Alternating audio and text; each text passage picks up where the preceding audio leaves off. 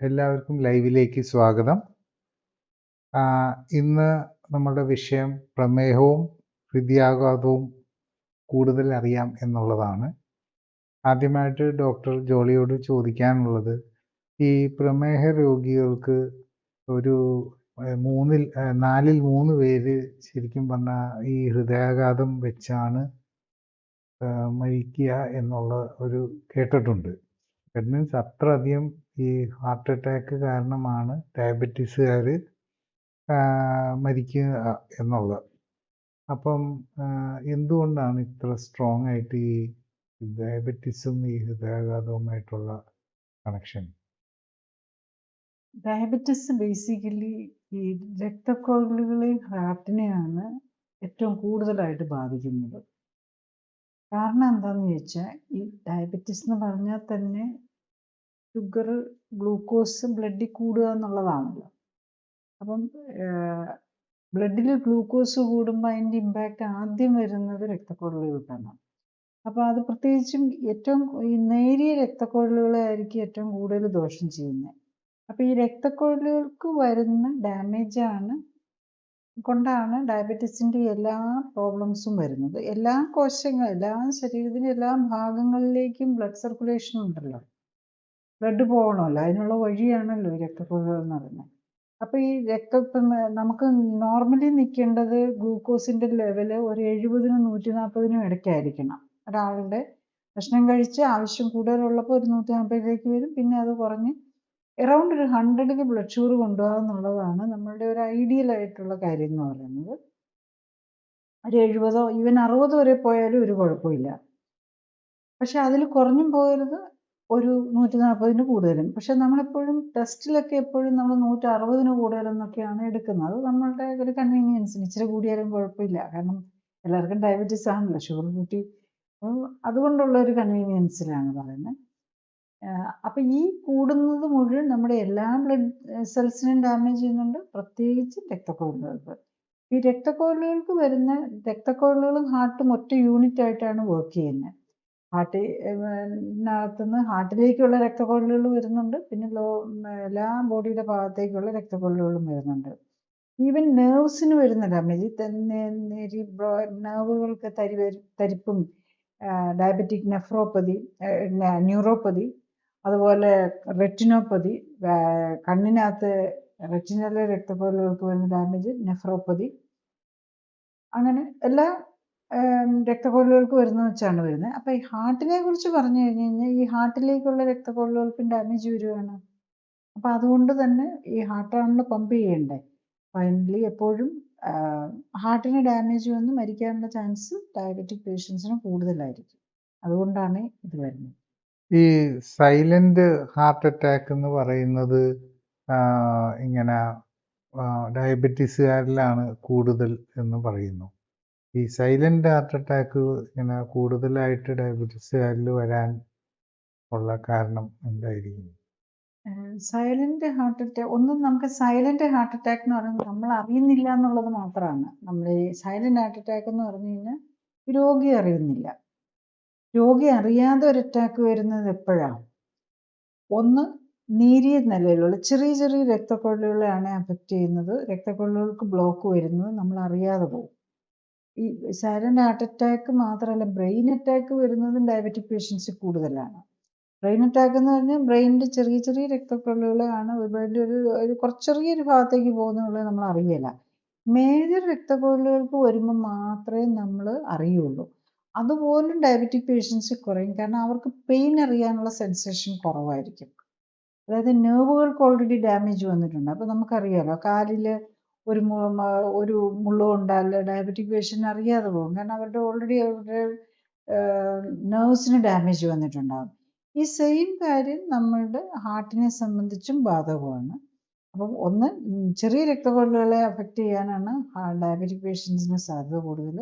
രണ്ടാമതായിരിക്കും അവർക്ക് സെൻസേഷൻ, ഇപ്പം കുറച്ച് കൂടുതലുള്ളതിനെ അഫക്റ്റ് ചെയ്താൽ പോലും നമ്മൾ അറിയണമെന്നില്ല. പലപ്പോഴും അത് നമ്മൾ ചെറിയൊരു വേദനയായിട്ടോ അല്ലെങ്കിൽ വേറെ പുകത്തൊന്നും അതങ്ങ് നമ്മളങ്ങ് ഇഗ്നോർ ചെയ്ത് കളയും. അതാണ് ഡയബറ്റീസിൽ സംഭവിക്കുന്നത്.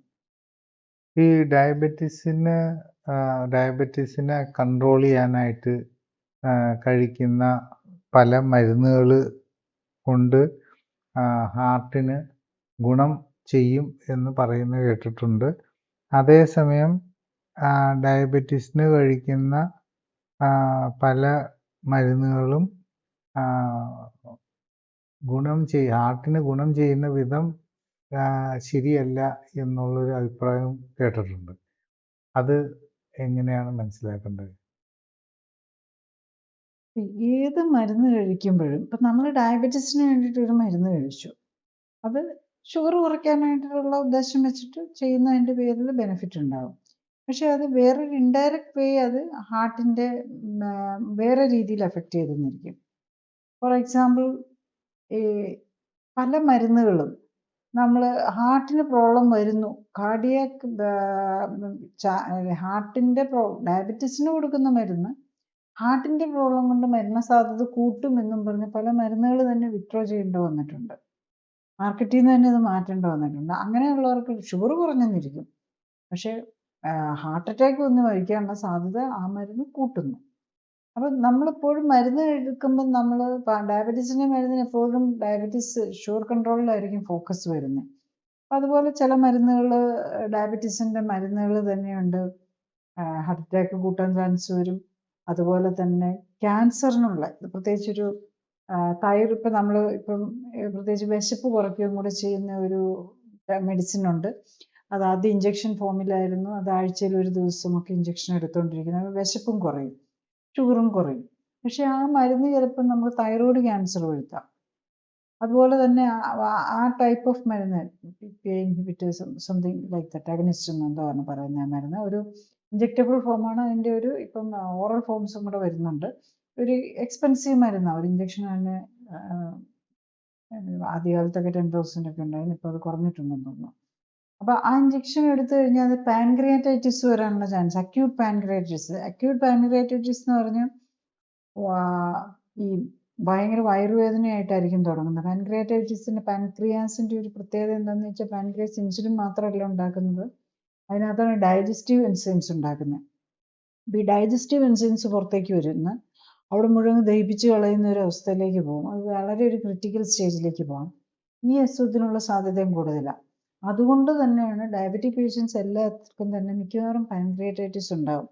അതിന് നമ്മൾ നോക്കേണ്ടത് അമൈലേസ് ലൈപ്പേസ് എന്ന് പറഞ്ഞ 2 എൻസൈംസാണ്.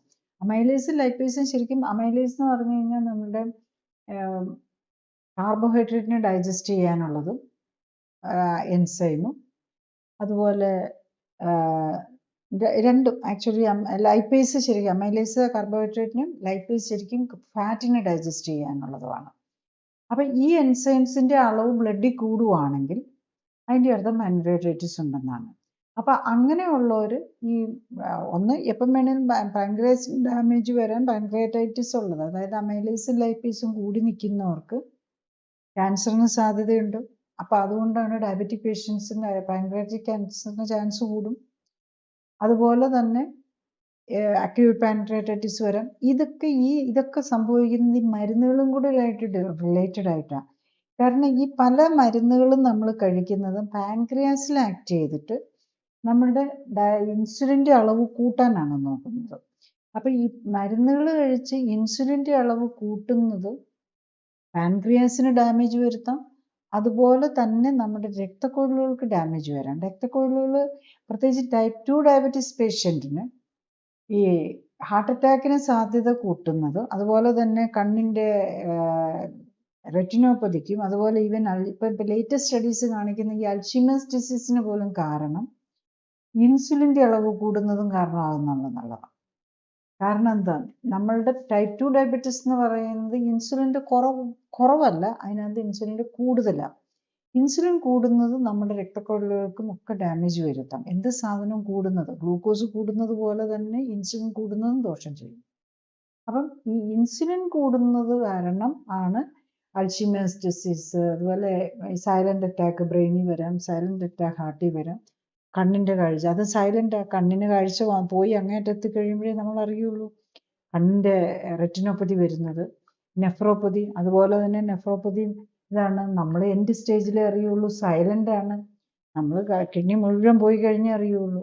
കാഴ്ചയാണെങ്കിലും കണ്ണിൻ്റെ കാഴ്ച ഒഫ്താൽമോളജിസ്റ്റ് നോക്കി റെറ്റിനോപ്പതി നേരത്തെ അറിഞ്ഞില്ലെങ്കിൽ കാഴ്ച പോയി കഴിഞ്ഞാൽ തുടങ്ങുമ്പം, അതായത് ലാസ്റ്റ് പാർട്ട് ഫോവിയയിൽ എത്തിക്കഴിയുമ്പോഴേ നമ്മൾ അറിയുള്ളൂ. നേരത്തെ നോക്കുവാണെങ്കിൽ നമുക്ക് പുറത്ത് അതിൻ്റെ ചേഞ്ചസ് വന്നിരിക്കുന്ന അറിയാം. അപ്പം ഇതിനൊന്നും ഒരു ട്രീറ്റ്മെൻറ്റും ഇല്ല. നമ്മൾ ഓർക്കണം, ഈ ഡയബറ്റീസ് കൺട്രോൾ ചെയ്യുക എന്നുള്ളതല്ലാതെ വേറൊരു ട്രീറ്റ്മെൻറ്റും ഇല്ല. അപ്പം നമ്മൾ ഡയബറ്റീസ് കൺട്രോൾ ചെയ്യാൻ, ടൈപ്പ് 2 ഡയബറ്റീസ് കൺട്രോൾ ചെയ്യാൻ ഇൻസുലിൻ്റെ അളവ് കൂട്ടാനാണ് നോക്കുന്നത്. സോ ഷുഗർ കൺട്രോൾ ആയാലും ഈ പ്രശ്നങ്ങളെല്ലാം ഉണ്ടാവും. കാരണം എന്താണെന്ന് വെച്ചാൽ ഇൻസുലിനും ഈക്വലി ഡാമേജിങ് ആണ്. അപ്പം അതാണ് നമ്മൾ മനസ്സിലാക്കേണ്ടത്. ഡയബറ്റീസിന് ഗ്ലൂക്കോസ് മാത്രമല്ല, ഇൻസുലിൻ കൂടുന്നതിന് ഡാമേജിങ് ആണ്. അപ്പം നമ്മൾ ഡയബറ്റിക് പേഷ്യൻസ് നോക്കേണ്ടത് ഇൻസുലിൻ, ഷുഗർ നോക്കുന്ന പോലെ തന്നെ ഇൻസുലിൻ അളവ് നോക്കണം. അതുപോലെ തന്നെ പാൻക്രിയാറ്റിസിൻ്റെ പ്രശ്നങ്ങൾ വരുന്നുണ്ടോ എന്നറിയാൻ, അല്ലെങ്കിൽ പാൻക്രിയാറ്റിസ് ക്യാൻസർ വരുന്നുണ്ടോ എന്നറിയാൻ വേണ്ടിയിട്ട് അമൈലേസിൻ്റെ അളവും ലൈപ്പേസിൻ്റെ അളവും നോക്കണം. ഈ ഡയബറ്റീസ് അസുഖം ഉള്ളവർക്ക് സാധാരണ ഈ കൊളസ്ട്രോളും അതുപോലെ ട്രൈഗ്ലിസറൈഡും ഒക്കെ കൂടുതൽ കാണാറുണ്ട് എന്നുള്ളത് കൊണ്ട് ഇവരുടെ ഈ ട്രീറ്റ്മെൻറ്റ് മറ്റേ ഹാർട്ട് പ്രോബ്ലംസ് വരാതിരിക്കാനായിട്ട് ഈ ട്രൈഗ്ലിസറൈഡും കൊളസ്ട്രോളും കൺട്രോൾ ചെയ്യാനായിട്ട് മെഡിക്കേഷൻ യൂസ് ചെയ്യുമ്പോൾ എന്താണ് ബുദ്ധിമുട്ട് വരാൻ ചാൻസ്? ട്രൈഗ്ലിസറൈഡ് കൺട്രോൾ ചെയ്യാനായിട്ട് കാര്യമായിട്ട് മെഡിസിൻസ് ഒന്നുമില്ല. നമ്മൾ കൊളസ്ട്രോൾ കൺട്രോൾ ചെയ്യാനാണ് മരുന്നുകൾ കൂടുതലും എടുക്കുന്നത്. കൊളസ്ട്രോൾ കൺട്രോൾ ചെയ്യാൻ എടുക്കുന്ന മരുന്ന് ഏതാ? സ്റ്റാറ്റിൻ ആണ് മെയിൻ ആയിട്ടുള്ളത്. സ്റ്റാറ്റിൻ എന്താ ചെയ്യുന്നത്? കൊളസ്ട്രോളിൻ്റെ പ്രൊഡക്ഷൻ ബ്ലോക്ക് ചെയ്യുകയാണ് ചെയ്യുന്നത്. ആക്ച്വലി ശരിക്കും പറഞ്ഞു കഴിഞ്ഞാൽ കൊളസ്ട്രോൾ അല്ല. കൊളസ്ട്രോൾ ഒരു മെറ്റബോളിസത്തിൻ്റെ ഒരു റോ മെറ്റീരിയലാണ്. ആ മെറ്റബോളിസം കറക്റ്റ് ആകുന്നില്ലാത്തതുകൊണ്ട് അത് കെട്ടിക്കിടക്കുന്നതായിട്ടാണ് ശരിക്കും വരുന്നത്. ശരിക്കും നമ്മൾ ഈ ഇതൊക്കെ ഈ diabetes, hyper tension, cholesterol, cholesterol എന്നല്ല, ശരിക്കും ഡിസ്ലൈപ്പിഡീമിയ, അതായത് കൊഴുപ്പിൻ്റെ അളവുകൾ തെറ്റുക, ഇതൊക്കെ മെറ്റബോളിക് സിൻഡ്രോമിൻ്റെ ഒരു പാർട്ടാണ്. ഒരു ഫ്യൂ ഇയേഴ്സ് ബാക്ക് വരെ നമ്മൾ അതിനകത്ത് എപ്പോഴും പറയുന്നത് കൊളസ്ട്രോളിൻ്റെ കൂടുതലായിരുന്നു കണക്കെടുക്കുന്നത്.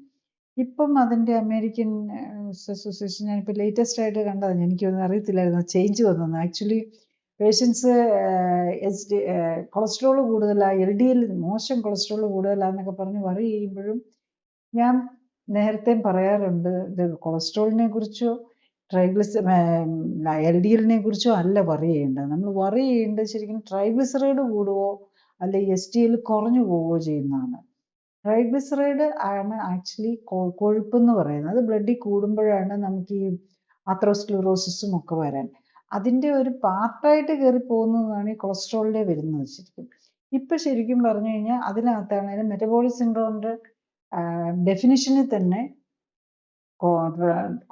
ട്രൈഗ്ലിസറൈഡ് കൂടുന്നുണ്ടോ STL കുറയുന്നുണ്ടോ എന്നാക്കി. ആക്ച്വലി അത് കണ്ടപ്പോൾ നമുക്കും ഒരു സന്തോഷം തോന്നി. കാരണം ഓൾവേസ് ഞാൻ പറയാറുണ്ടായിരുന്നതാണ് പേഷ്യൻ്റ് അടുത്ത് നമ്മൾ, ബിക്കോസ് അതാണ് അതിൻ്റെ സയൻസ് വരുന്നത്. ശരിക്കും ട്രൈഗ്ലിസറിനെ നമുക്ക് കൺട്രോൾ ചെയ്യാൻ പറ്റുള്ളൂ.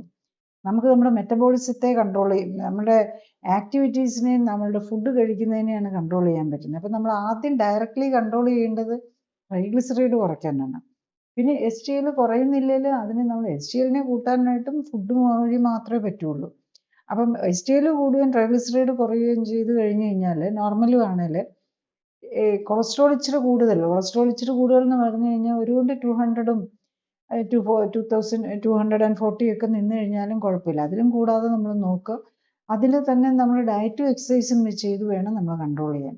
പക്ഷെ ഇപ്പം സംഭവിക്കുന്നത് എന്താണെന്ന് ചോദിച്ചാൽ, ഡയബറ്റിക് പേഷ്യൻ്റ് ആണെങ്കിൽ മിക്കവാറും പേഷ്യൻസോ അവർക്ക് ട്രൈഗ്ലിസറൈഡും കൂടുതലായിരിക്കും, കൊളസ്ട്രോളും കൂടുതലായിരിക്കും. അപ്പോൾ അവർ അതിനും കൂടെ മരുന്ന് കഴിക്കാൻ തുടങ്ങും. ഹാർട്ട് അസുഖത്തിന് വരാതിരിക്കാനായിട്ട് ശരിക്കും ഡയറക്റ്റ്ലി ഒരു മരുന്നില്ല. ഹാർട്ട് അറ്റാക്ക് വരാതിരിക്കാനായിട്ട് നമുക്ക് ഇൻഡയറക്റ്റ്ലി ആണ് നമ്മൾ ട്രീറ്റ് ചെയ്യുന്നത്. ഹാർട്ട് അറ്റാക്ക് വരാതിരിക്കാൻ ഒന്ന് നമ്മൾ സ്റ്റാറ്റിൻ കൊടുക്കും. രണ്ടാമത് കൊടുക്കുന്നത് ഈ BP ഇല്ലാത്തവർക്ക് പോലും ചെറുതായിട്ട് BP വരുമ്പോഴേ BPക്ക് മരുന്ന് തുടങ്ങും. പിന്നെ ഈ പ്ലേറ്റ്ലെറ്റ് രക്തം കട്ട പിടിക്കാതിരിക്കാനുള്ള മരുന്നുകൾ. അപ്പോൾ ഈ രക്തം കട്ട പിടിക്കാതിരിക്കാനുള്ള മരുന്നുകൾ കഴിക്കുന്നതും നമുക്ക് ദോഷമാണ് ബോഡിക്ക്. ശരിക്കും പറഞ്ഞു കഴിഞ്ഞാൽ ഇപ്പം ചില പേഷ്യൻസ് ഉണ്ട് അവരുടെ കയ്യിലൊക്കെ ഇങ്ങനെ ഇപ്പം കഴിഞ്ഞ ദിവസം ഒരു പേഷ്യൻ്റെ കാര്യം തന്നെ പറയുകയാണ് പറഞ്ഞു കഴിഞ്ഞാൽ അപ്പം അവർ നമ്മൾ ട്രീറ്റ്മെൻ്റ് ഒക്കെ ഞാൻ ക്ലിനിക്കലി സപ്പോർട്ടഡ് ലൈഫ് സ്റ്റൈൽ കറക്ഷനാണ്. അവർക്ക് മൾട്ടിപ്പിൾ പ്രോബ്ലംസ് ഉണ്ടായിരുന്നു. ഹാർട്ടിന് പ്രോബ്ലം ഉണ്ടായിരുന്നു. ബൈപ്പാസ് ഓൾറെഡി കഴിഞ്ഞ പേഷ്യൻ്റാണ്. പിന്നെ ഡയബറ്റിക് ആണ്. ബൈപ്പാസ് കഴിഞ്ഞു. I don't remember all the problems. പക്ഷെ അവർ വരുമ്പോൾ അവരുടെ മേത്തൊക്കെ കയ്യിലൊക്കെ ഇങ്ങനെ വെരി റെയർ ആയിട്ടാണ്, എല്ലാവർക്കും അങ്ങനെ കാണാറില്ല, ഇങ്ങനെ പാച്ചസ്, ഇങ്ങനെ നീല നിറത്തിൽ ഇങ്ങനെ പാടുകൾ കാണും. അപ്പം നമ്മൾ ട്രീറ്റ്മെൻ്റ് ഒക്കെ എടുത്തു, എല്ലാം കുറഞ്ഞു, അവരുടെ ആ പാടുകളും മാറി, അവരുടെ മരുന്നുകളെല്ലാം സ്റ്റോപ്പ് ചെയ്തു. അപ്പം മരുന്ന് എല്ലാം മാറി പോയ പേഷ്യൻ്റ് ഡയബറ്റീസ് ആയിരുന്നു. 5.4 5.3 എന്തോയിലേക്ക് HbA1c കുറഞ്ഞു വന്നു. കാർഡിയാക് മാർക്കേഴ്സ് എല്ലാം കുറഞ്ഞു.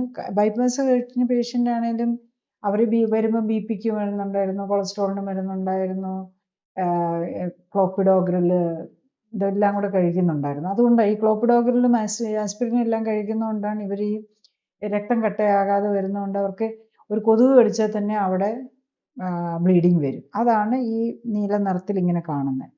ഇതെല്ലാം കഴിഞ്ഞ് 3 മാസം കഴിഞ്ഞ് പോയിട്ട് ഇന്നലെ അവർ ശരിക്കും പറഞ്ഞു കഴിഞ്ഞാൽ 6ാമത്തെ മാസത്തെ 180 ഡേയ്സിൻ്റെ റിവ്യൂവിന് വന്നപ്പോൾ വീണ്ടും ഈ നീല നിറത്തിൽ കയ്യിലിരിക്കുന്നു. അപ്പം ഞാൻ ചോദിച്ചു ഇതെന്ത് പറ്റി? അപ്പോൾ അവർ പറയുക അവരുടെ ആരോ ഒരു റിലേറ്റീവ്, അവർ അനസ്തറ്റിസ്റ്റാണ്, ഒരു അനസ്തറ്റിസ്റ്റ് ഡോക്ടർ പറഞ്ഞു, അവരുടെ റിലേഷൻ പറഞ്ഞു, ഇത് ബാക്കിയുള്ളതൊക്കെ മരുന്നുകളൊക്കെ എന്തൊക്കെ നിർത്തിയാലും മറ്റേ ക്ലോപ്പിഡോഗ്രൽ നിർത്തരുതെന്ന് പറഞ്ഞു വന്നു. അതുകൊണ്ട് അവർ വീണ്ടും കഴിക്കാൻ തുടങ്ങി. അപ്പം അവരുടെ കയ്യിലൊക്കെ ഇവർക്ക് ഇച്ചിരി, അപ്പം പ്ലേറ്റ്ലെറ്റ് ഒക്കെ നോക്കി, പ്ലേറ്റ്ലെറ്റ് ആണ് പിന്നെ നമ്മൾ നോക്കുന്നത്, ഇനി ഇഡിയോപ്പതിക്ക് ITP പോലെയുള്ള എന്തെങ്കിലും കൂടെ ഉണ്ടോയെന്ന്. അപ്പോൾ അതൊന്നും ഇല്ല. ശരിക്കും പറഞ്ഞു കഴിഞ്ഞാൽ അവർക്കിത് എല്ലാ പേഷ്യൻസിനും ക്ലോപ്പിഡോഗ്രലും ആസ്പിരിനും ഒന്നും എടുത്താലും ഇത് വരണമെന്നില്ല. പിന്നെ നമുക്ക് ചെറിയതായിട്ട് വന്നു കഴിഞ്ഞാൽ പലപ്പോഴും ഡാർക്ക് സ്കിൻഡ് ആയിട്ടുള്ളവർക്ക് അറിയില്ല, അവർ നല്ല ഫെയർ ആണ്, അതുകൊണ്ട് അവർക്ക് ചെറിയ ഹെമറേജ് വന്നു കഴിഞ്ഞാലും അറിയാൻ പറ്റും. അപ്പം ഇതുപോലെയുള്ള ഹെമറേജ് അവർക്ക് ബ്രെയിനിലും വരുന്നുണ്ടെന്നും കൂടെ ഓർക്കണം. ഈ സ്കിന്നിനടിയിൽ വന്നാൽ നമ്മൾ അറിയും ചെറിയ ഹെമറേജസ് വരുന്നുണ്ടെന്ന്. പക്ഷെ ഇത്രയും ഹെമറേജസ് ഉള്ളിൽ ബ്രെയിനിൽ വന്നു കഴിഞ്ഞാൽ നമ്മൾ അറിയില്ല. അതുപോലെ മറ്റു ഓർഗനുകളിലും വരാം. അപ്പം ഇങ്ങനെ ചെറിയൊരു ഇത് വരുമ്പോൾ തന്നെ മറ്റു ഓർഗനുകളിൽ ഇതേപോലെയുള്ള പർട്ടിക്കുലർ ഹെമറേജസ് വരുന്നുണ്ടോ എന്നുള്ളത്, അതായത് ഹെമറേജസ് വരുന്നുണ്ടെന്നുള്ളത് നമ്മൾ മനസ്സിലാക്കണം. കയ്യിൽ പലർക്കും വെളുത്ത സ്കിന്നുള്ളവർക്കും ഒക്കെ മാത്രമേ അറിയാൻ പറ്റുള്ളൂ. അതാണ്, വേറെ ഒരു അസുഖവും ഇല്ല, ഒരു കുഴപ്പമില്ലാത്തൊരു വെറുതെ നമ്മളെടുത്ത് ക്ലോപ്പിഡോഗ്രലൊക്കെ കഴിക്കും, ഈ പ്രോബ്ലംസ് വരാം. അപ്പോൾ ബ്രെയിനിൽ വരാം. അപ്പം ബ്രെയിനിൽ വരുമ്പോൾ എന്താ, സൈലന്റ് അറ്റാക്സ് ആണ് വരുന്നത്. അപ്പോൾ അവർക്ക് ഡെമെൻഷ്യ അല്ലെങ്കിൽ അൾഷിമേഴ്സിലേക്ക് പോകാനുള്ള സാധ്യതയും കൂടും. അപ്പം നമ്മൾ കഴിയുന്നതും നോക്കേണ്ടത് മരുന്നില്ലാതെ തന്നെ കൺട്രോൾ ആക്കി കൊണ്ടുപോവുക. കാരണം മരുന്നുകൾക്ക് എല്ലാത്തിനും സൈഡ് ഇഫക്റ്റ് ഉണ്ട്. ഒരിടത്ത് ഗുണം ചെയ്യുമ്പോൾ അത് വേറൊരു രീതിയിൽ ദോഷം ചെയ്തെന്നിരിക്കും. പിന്നെ ഡയബറ്റിക് പേഷ്യൻസ് മിക്കവാറും കിഡ്നി പ്രോബ്ലം ഉള്ളവരായിരിക്കും. അവർക്ക് ഡയറക്റ്റ്ലി ഈ മരുന്നുകൾ തന്നെ ദോഷം ചെയ്യും. ഡയബറ്റിസ് പേഷ്യൻസ് ഒക്കെ ഈ ലിവർ പ്രോബ്ലംസ്, ഫാറ്റി ലിവർ ഒക്കെ ഉള്ളവരായിരിക്കും. അതും ഫാറ്റി ലിവർ ഉള്ളവർക്കും ലിവറിന് പ്രോബ്ലം ഉള്ളവർക്കും ഈ മരുന്നുകൾ പ്രോബ്ലമാണ്. പണ്ടൊക്കെ ഇപ്പോൾ ഈ കൊളസ്ട്രോളിന് ഒക്കെ ഉള്ള മരുന്ന് സ്റ്റാറ്റിനൊക്കെ കഴിക്കുന്നതിന് സ്പെഷ്യൽ വാർണിങ്സ് പല കൺട്രീസും കൊടുക്കുന്നുണ്ട്. കാരണം പലയിടത്തും ഈ കൊളസ്ട്രോളിനുള്ള സ്റ്റാറ്റിനൊക്കെ പ്രിസ്ക്രിപ്ഷൻ മെഡിസിൻ അല്ല, അവർക്ക് ഔട്ട് ഓഫ് ദ കൗണ്ടർ മേടിക്കാവുന്നതാണ്. അപ്പം ലിവറിന് പ്രോബ്ലം ഉള്ളവർ സൂക്ഷിക്കണം, അത് കഴിക്കരുത് എന്ന് പറഞ്ഞു തുടങ്ങിയിട്ടുണ്ട്. അപ്പം അതാണ്, എന്ത് മരുന്നും നമുക്ക് ലിവറിനും കിഡ്നിക്കും ദോഷം ചെയ്യുന്നും കൂടെ ഓർക്കണം. അപ്പം ഡയബറ്റിക് പേഷ്യൻ്റ് നമ്മളെ ഹാർട്ടിനെ പ്രൊട്ടക്റ്റ് ചെയ്യാനാണെന്നും പറഞ്ഞ് ഇത് എടുക്കുമ്പം ഒന്ന് ലിവറിനെയും കിഡ്നിയും ദോഷം വരുത്തുമായിരിക്കും ചെയ്യുന്നത്. അപ്പം ഇതെല്ലാം കണക്ട് ചെയ്താണ് കിടക്കുന്നത്. ഓരോ ഓർഗന് വേണ്ടിയിട്ട് നമ്മൾ പോസിറ്റീവ്ലി ബെനിഫിറ്റ് വന്ന് വേറൊരിടത്ത് നെഗറ്റീവ്ലിയും വരാം. ആ കാര്യം കൂടെ ഓർക്കുക. നമുക്ക് മരുന്നില്ലാതെ ഇരിക്കുന്ന അവസ്ഥയിൽ മാത്രമേ നമ്മൾ രോഗിയല്ലെന്നാവുന്നുള്ളൂ. മരുന്ന് കഴിക്കുന്ന ഇത്രയും കാലം രോഗി എന്നുള്ള സ്റ്റാറ്റസ് മെയിൻറ്റെയിൻ ചെയ്ത് പോവുകയാണ്. അപ്പം മരുന്നുകൾ കഴിക്കുമ്പം നമുക്ക് വീണ്ടും നമ്മുടെ ഓർഗനുകൾക്ക് ഡാമേജ് വരിക. അപ്പം പ്രത്യേകിച്ച് ഡയബറ്റിക് പേഷ്യൻറ്റിന് കിഡ്നി ലിവറും ഹാർട്ടുമാണ് ഏറ്റവും രക്തക്കുഴലുകളും, ബേസിക്കലി രക്തക്കുഴലുകളും ഡാമേജ്ഡ് ആവുകയാണ്. അപ്പം ഓരോ മരുന്ന് ഇവിടെയും ഇമ്പാക്റ്റ് ഉണ്ടാക്കുകയാണെന്ന് ഓർക്കണം. അപ്പം മരുന്നില്ലാതെ എല്ലാ പാരാമീറ്റേഴ്സും കറക്റ്റ് ചെയ്യാൻ പറ്റുക. രോഗിയല്ല എന്നാകുക എന്നുള്ളതാണ് നമ്മൾ ചെയ്യേണ്ടത്. കാരണം ഇതെല്ലാം ജീവിതശൈലി രോഗങ്ങളാണ്. ജീവിതശൈലി രോഗങ്ങൾക്ക് മരുന്ന് കഴിച്ച് മാറ്റാൻ പറ്റില്ല. എന്തെങ്കിലുമൊക്കെ സിംറ്റമാറ്റിക് കൺട്രോൾ മാത്രമേ ചെയ്യാൻ പറ്റുള്ളൂ. ഇപ്പം ഷുഗർ കാണുന്നത് ഒരു രക്തത്തിൽ ഷുഗർ കൂടുന്ന ഒരു സിംറ്റമാണ്. ആ സിംറ്റംസിനെ കറക്റ്റ് ചെയ്യാനാണ് നമ്മൾ ഈ മരുന്നെടുക്കുന്നത്. അതുപോലെ BP നമ്മൾ നോക്കുമ്പോൾ പ്രഷർ കൂടുന്നു എന്നുള്ളത് ഒരു സിംറ്റമാണ്. ശരിക്കും നമ്മൾ സിംറ്റം എന്ന് പറയുന്നത് ശരിക്കുള്ള സിംറ്റംസ് എന്ന് പറയുമ്പം വേദന, ചോപ്പ്, തടിപ്പ്, പനി, ഇതൊക്കെയാണ് റെഡ്നെസ്, ഇതൊക്കെയാണ് ശരിക്കുള്ള സിംറ്റംസ്. പക്ഷെ നമ്മൾ അല്ലാതെ ടെസ്റ്റുകളിൽ കൂടെ കാണുന്ന സിംറ്റംസ് ആണ് ഗ്ലൂക്കോസ് ഇച്ചിരി കൂടിയെന്നും പറഞ്ഞ് ആർക്കും വേദനയൊന്നും വരുന്നില്ല. വേദന വരുന്ന എൻഡ് സ്റ്റേജിലാണ്, അല്ലെങ്കിൽ നെർവ്സിനെയൊക്കെ അഫക്റ്റ് ചെയ്ത് കഴിയുമ്പോഴാണ് വേദന വരുന്നത്. അല്ല രക്തക്കൊഴലുകളെ അഫക്റ്റ് ചെയ്ത് കഴിയുമ്പോഴാണ് ചുമപ്പ് നിറത്തിലും അതുപോലെ ഇങ്ങനത്തെ കാര്യങ്ങൾ കറുപ്പും ഒക്കെ വരാൻ തുടങ്ങുന്നത്. അപ്പം അത് മനസ്സിലാക്കുക. നമ്മൾ ഡയബറ്റീസ് എന്ന് പറഞ്ഞാൽ നമ്മുടെ ഹോൾ എല്ലാ ഓർഗനുകളെയും അഫക്റ്റ് ചെയ്യും. കാരണം ഇത് പ്രധാനമായിട്ട് അഫക്റ്റ് ചെയ്യുന്നത് ബ്ലഡ് വെസൽസിനെയാണ്. ബ്ലഡ് വെസൽസിനെ അഫക്റ്റ് ചെയ്യും, നെർവ്സിനെ അഫക്റ്റ് ചെയ്യും. നെർവ്സും ബ്ലഡ് വെസൽസും അതായത് ന്യൂട്രീഷൻ സപ്ലൈ കിട്ടാതെയും അതിൻ്റെ കൺട്രോൾ, കാരണം കെമിക്കൽ കൺട്രോളും ഇലക്ട്രിക്കൽ കൺട്രോളും അതാണ് നമ്മുടെ ബോഡിയെ കൺട്രോൾ ചെയ്യുന്നത്. നെർവ്സ് അതുപോലെ തന്നെ ഹോർമോൺസ്, ഇതിൻ്റെ എല്ലാം ഫ്ലോയും കാര്യങ്ങളും ഡാമേജ്ഡ് ആവും. അപ്പം നമ്മൾ ഹോൾ സിസ്റ്റത്തെ എഫക്റ്റ് ചെയ്യും. അതിൽ ഏറ്റവും കൂടുതൽ നമ്മൾ കാണുന്നതാണ് ഹാർട്ട് അറ്റാക്കും അതുപോലെ കിഡ്നിയുടെ ഇത് വരുന്നതും ഒക്കെ. ഇപ്പോൾ ഈ ഡയബറ്റീസ് ഉള്ള ആൾക്കാർ ശരിക്കും പറഞ്ഞാൽ അവരുടെ ഹാർട്ടിൻ്റെ കണ്ടീഷൻ എങ്ങനെയുണ്ട് എന്ന് തിരിച്ചറിയാനായിട്ട് എന്താണ് എളുപ്പമാർഗം? ഹാർട്ടിൻ്റെ അറ്റാക്ക് വരാൻ ചാൻസ് ഉണ്ടോ എന്ന് അറിയാൻ ഏറ്റവും സെൻസിറ്റീവ് ആയിട്ടുള്ള ഒരു മാർക്കർ എന്ന് പറഞ്ഞാൽ HSCRP ആണ്. അത് ബ്ലഡിൽ തന്നെ നമുക്ക് നോക്കാം. അപ്പോൾ ഡയബറ്റിക് പേഷ്യൻസ് എപ്പോഴും ഷുഗർ മാത്രമല്ല നോക്കണ്ടേ, at least once in a month അവർ HbA1c നോക്കണം. HbA1c ആണ് നമ്മൾ ഓവറോൾ ഇത് നോക്കുന്നത്. അതും നമ്മുടെ ഹാർട്ടിൻ്റെ എല്ലാമായിട്ട് ഡയറക്റ്റ്ലി കണക്റ്റഡ് ആണ്. അപ്പം നമ്മളുടെ രക്തത്തിൽ എത്ര പെർസെൻറ്റേജ് ഹീമോഗ്ലോബിൻ, അതായത് HbA1c എന്ന് പറയുന്നത് എത്ര ഹീമോഗ്ലോബിൻ നമ്മളുടെ ഗ്ലൂക്കോസ് കൂടുതൽ കാരണം ഡാമേജ്ഡ് ആയിട്ടുണ്ടെന്നുള്ളത് കാണിക്കുന്നതാണ് HbA1c. അപ്പോൾ അത് ശരിക്കും നമ്മൾ 5% താഴെ ആയിരിക്കണം. It is okay, 5.5% okay. അതിൽ കൂടുതൽ ഹീമോഗ്ലോബിൻ ഗ്ലൈക്കോലൈസ്ഡ് ആയിട്ടുണ്ട്, ഗ്ലൈക്കോലൈസ്ഡ് ഹീമോഗ്ലോബിൻ്റെ അളവ് അത് ചിലരിൽ ഇപ്പം 10%, 8%. നമ്മൾ നോർമലി മരുന്ന് കഴിച്ചുകൊണ്ടിരിക്കുന്നതിൽ കൺട്രോൾ പറയുന്നത് 7 ഒക്കെയാണ്. അപ്പോൾ അതുകൊണ്ട് ഇന്നിപ്പോൾ എന്നോടൊരു പേഷ്യൻ്റ് ചോദിക്കുകയായിരുന്നു, അദ്ദേഹം 180 ഡേയ്സിന് റിവ്യൂവിന് വന്നു. അദ്ദേഹത്തിൻ്റെ പ്രശ്നം കുറേ കെട്ട് മരുന്നുണ്ടായിരുന്നു, പ്രഷർ, ഷുഗർ എല്ലാത്തിനും മരുന്നുണ്ട്. ഇതെല്ലാം നിർത്തി അദ്ദേഹത്തിൻ്റെ ലാസ്റ്റ് വന്നപ്പോൾ 6 ആയിരുന്നു. HbA1c 90 ദിവസം ആയപ്പോഴേക്കും 6 ആക്കി എടുത്തു. അത് കഴിഞ്ഞിട്ട് ഡോക്ടറെ എനിക്ക് ഇത്ര വയസ്സൊക്കെ ആയില്ലേ, ഞാൻ ഈ 6 നിർത്തേണ്ട, ഡോക്ടർ പറഞ്ഞു 5.5 താഴെ നിർത്തണമെന്ന്. പക്ഷെ മരുന്നൊക്കെ കഴിക്കുമ്പോൾ ഡോക്ടർമാർ പറയുന്നത് HbA1c 7 താഴെ നിർത്തിയാൽ മതിയെന്നാണല്ലോ. അപ്പം ഞാനൊരു 7 താഴെ നിർത്തിയാലും പോരെ എന്ന്. അപ്പം 90 ഡേയ്സ് ആയപ്പോഴേക്കും 6 എത്തിയതായി. ഇപ്പം ശരിക്കും പറഞ്ഞു കഴിഞ്ഞാൽ അദ്ദേഹം ഇടയ്ക്ക് നോക്കി 5.5 എത്തിച്ച് നിർത്തേണ്ടതാണ്. അപ്പോൾ കുറച്ചും കൂടെ കൂടുതൽ എന്തെങ്കിലുമൊക്കെ ലൈറ്റായിട്ട് കണ്ട് നമുക്ക് കഴിക്കാമല്ലോ എന്നാണ്. ഈവൻ അദ്ദേഹത്തിൻ്റെ കിഡ്നിക്കും GFR ഒക്കെ കുറഞ്ഞു പോയതായിരുന്നു. ഐ തിങ്ക് വരുമ്പോൾ എന്തോ 45 അത്രേ ഉണ്ടായിരുന്നുള്ളൂ. അതിപ്പോൾ കൂടി ലാസ്റ്റ് നോക്കുമ്പോഴേക്ക് 80 ആയി. ഇപ്പം അതായത് 40 സംതിങ്ങിൽ HbA1c നിന്നിരുന്നത് 80 HbA1c അല്ല, സോറി, 40s നിന്നിരുന്ന GFR കൂടി 90 ഡേയ്സ് ആയപ്പോഴേക്കും 80-ന് മുകളിൽ വന്നതാണ്. അപ്പോൾ ഇപ്പം ശരിക്കും പറഞ്ഞു കഴിഞ്ഞാൽ കറക്റ്റായിട്ടൊക്കെ നോക്കിയിട്ടുണ്ട്, 90-ന് മുകളിൽ എത്തേണ്ട സമയമായിട്ടുണ്ട്. മിക്കവാറും പേർക്കും കറക്റ്റായിട്ടൊക്കെ നോക്കുവാണെങ്കിൽ, ഈവൻ അദ്ദേഹമൊക്കെ 70+ ഏജ് ഉള്ളവരാണ്, എന്നാൽ പോലും GFR ഒക്കെ കൂടി വന്നു എന്നുള്ളതാണ്. 40-ന്ന് 80-ലേക്ക് വരാൻ പറ്റി. HbA1c ആണ് 6.6-ലേക്ക് എത്തി. ഇനി അത് 5.5-ലേക്ക് കൊണ്ടുവന്നത് മെയിൻറ്റെയിൻ ചെയ്യുക എന്നുള്ളതാണ്. അപ്പോൾ 7 വരെ മതിയോ എന്ന് ചോദിച്ചു കഴിഞ്ഞ് കഴിഞ്ഞാൽ 7% നമ്മുടെ സെല്ലുകൾ ഡാമേജ്ഡ് എന്നാണ്. ഇത് ബ്ലഡ് വെസൽസും ഹീമോഗ്ലോബിൻ മാത്രമല്ല, നമ്മളുടെ ബോഡിയിലുള്ള ഓൾ പ്രോട്ടീൻ എല്ലാ പ്രോട്ടീനുകളെ ഇത് ബാധിക്കുന്നുണ്ട്.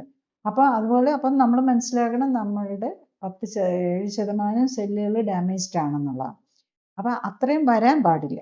നമ്മൾ ഒരു 5% സെല്ലുകൾ ഓക്കെ നമ്മളത് എക്സ്പെക്റ്റഡ് ആണ്. കുറച്ചെപ്പോഴും ഡാമേജ് വന്നുകൊണ്ടിരിക്കും, അതിനെ റീപ്ലേസ് ചെയ്തുകൊണ്ടിരിക്കും, അതൊരു പ്രോസസ്സായിട്ട് നടന്നുകൊണ്ടിരിക്കും. അപ്പം അതിൽ കൂടുതൽ 7% വെക്കുക എന്ന് പറയുമ്പോൾ നമ്മളുടെ ഹെൽത്ത് അത്രയും കുറഞ്ഞു പോവുക. 10% HbA1c 10 ആണെങ്കിൽ 10% ഓഫ് ദി സെൽസ് ഡാമേജ്ഡ് ആവുന്നു. ഡയറക്ട്ലി നമ്മൾ നോക്കുന്നത് ഹീമോഗ്ലോബിൻ്റെ കാര്യമാണെങ്കിലും ഇൻഡയറക്ട്ലി ഹോൾ ബോഡിയുടെ കാര്യമാണ്. അപ്പോൾ ഡയബറ്റിക് പേഷ്യൻസിൻ്റെ ഹീമോഗ്ലോബിൻ HbA1c കൂടുന്നതനുസരിച്ച് നമ്മുടെ മസിൽ ഡാമേജും കൂടെ വരുന്നുണ്ട്. ഹീമോഗ്ലോബിന് മസിലിലല്ലേ ഏറ്റവും കൂടുതൽ പ്രോട്ടീൻ ഉള്ളത്. അപ്പോൾ ഈ പ്രോട്ടീൻ കൂടുതലുള്ള ഹാർട്ടിൻ്റെ മസിലും മറ്റ് മസിലുകൾ, അതാണ് മയോപ്പതി വരും ശരിക്കും പറഞ്ഞു കഴിഞ്ഞാൽ. പല ഡയബറ്റിക് പേഷ്യൻസിനും കൈ മസിൽസ് എല്ലാം ശോഷിക്കാൻ തുടങ്ങും, വീക്ക് ആകാൻ തുടങ്ങും. ചിലർ തുടയിലെ മസിൽസൊക്കെ, അവിടെയൊക്കെയാണല്ലോ ഏറ്റവും കൂടുതൽ മസിലുള്ളത്, അതൊക്കെ ശോഷിച്ചങ്ങ് തിന്നാവും. പിന്നെ വണ്ണം വെച്ചിരിക്കുന്ന ഒത്തിരി ഫാറ്റ് ഉണ്ടെങ്കിൽ നമ്മൾ അറിയുന്നില്ല എന്ന് മാത്രമേ ഉള്ളൂ. അതെല്ലാം ഇതാണ് നമ്മുടെ ഈ വീക്ക്നെസ് ഒക്കെ വരുന്നത് നമ്മുടെ മസിൽ പോകുമ്പോഴാണ്. ടയേർഡ്നെസ്സും വീക്ക്നെസ്സും ഒക്കെ പോകുമ്പോൾ നമ്മുടെ മസിൽ, അത് സ്കെലിറ്റൽ എല്ലിനോട് ചേർന്നുള്ള മസിലിനും ആകാം, ഹാർട്ടിൻ്റെ മസിലിനും ഡാമേജ് വരുന്നുണ്ട്. ഈവൻ നമ്മളുടെ ഈ പല ഡയബറ്റിക് പേഷ്യൻറ്റിനും ഗ്യാസും കോൺസ്റ്റിപ്പേഷനും അങ്ങനത്തെ പല പ്രശ്നങ്ങളും ഉണ്ടല്ലോ. അതിൻ്റെ ഒരു കാരണം നമ്മളുടെ ഈ ഇൻറ്റസ്റ്റൈനിൻ്റെ, അതൊക്കെ സ്മൂത്ത് മസിൽസ് എന്ന് പറയും, ഇൻറ്റസ്റ്റൈനൽ വാളിൻ്റെ മസിൽസിന് ഡാമേജ് വരുന്നു, അല്ലെങ്കിൽ അതിൻ്റെ നെർവ്സിന് ഡാമേജ് വരുന്നു. ഇതൊക്കെ കൊണ്ടാണ്. ഇപ്പം എല്ലാ അവയവങ്ങൾക്കും അതിൻ്റെതായ പ്രൊപ്പോർഷനേറ്റ് ആയിട്ടുള്ള ഡാമേജ് വന്നുകൊണ്ടിരിക്കുകയാണ് നമ്മൾ ഈ ഷുഗർ കൺട്രോൾ ആകാതെ നിൽക്കുമ്പോൾ. അതിനൊപ്പം തന്നെ ഈ ടൈപ്പ് 2 ഡയബറ്റീസിനാണ് ഇൻസുലിൻ്റെ അളവ് നമ്മൾ മരുന്നെടുത്ത് കൂട്ടുന്നത് വീണ്ടും പാരലായിട്ട് വേറൊരു ഡാമേജിനും കൂടെ നമ്മൾ ഇട കൊടുക്കുക എന്നുള്ളതാണ്.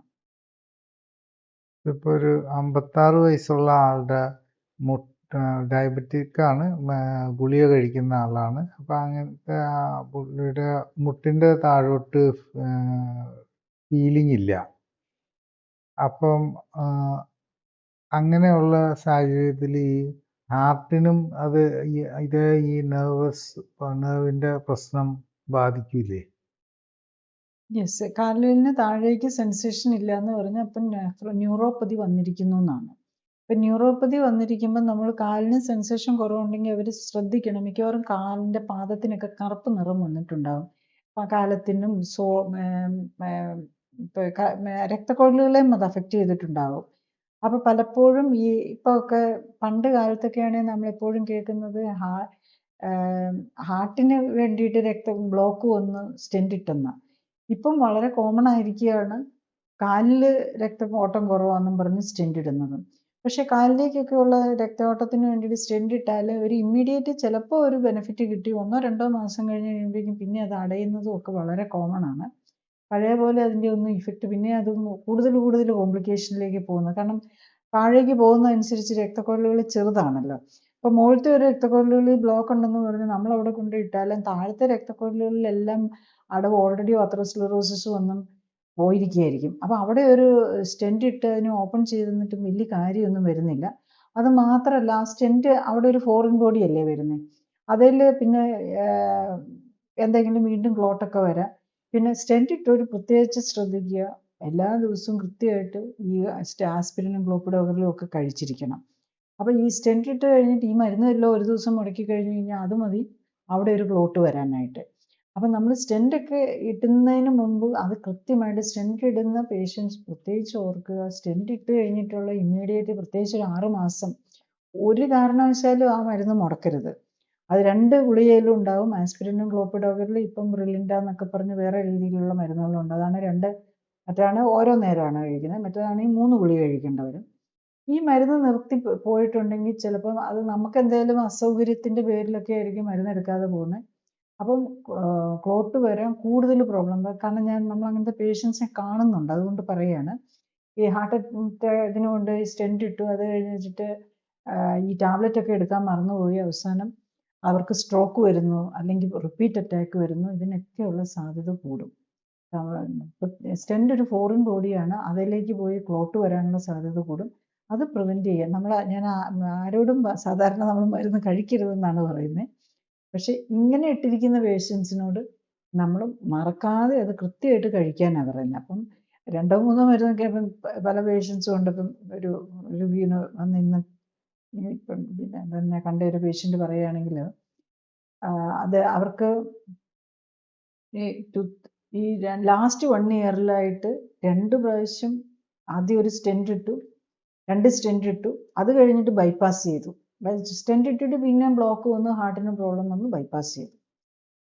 പിന്നെ ബൈപ്പാസ് കഴിഞ്ഞിട്ട് വീണ്ടും പെയിൻ വന്നു. പെയിൻ വന്നപ്പം ബലൂൺ ആൻജിയോപ്ലാസ്റ്റി ചെയ്തു. ഇത് ബലൂൺ വെച്ച് ഡയലേറ്റ് ചെയ്ത് കൊടുക്കുന്നത്. അത് കഴിഞ്ഞിട്ട് പിന്നെയും വേദന വന്നുകൊണ്ടിരിക്കുക. അപ്പം വീണ്ടും ബൈപ്പാസ് ചെയ്യണമെന്ന് അവരോട് പറഞ്ഞിരിക്കുക. അപ്പം അങ്ങനെയുള്ള ഒരു പേഷ്യൻ്റാണ് വന്നത്. അപ്പം അവർക്ക് ജൂലൈയിലാണ് ഫസ്റ്റ് സ്റ്റെൻറ്റ് ഇട്ടിരിക്കുന്നത്.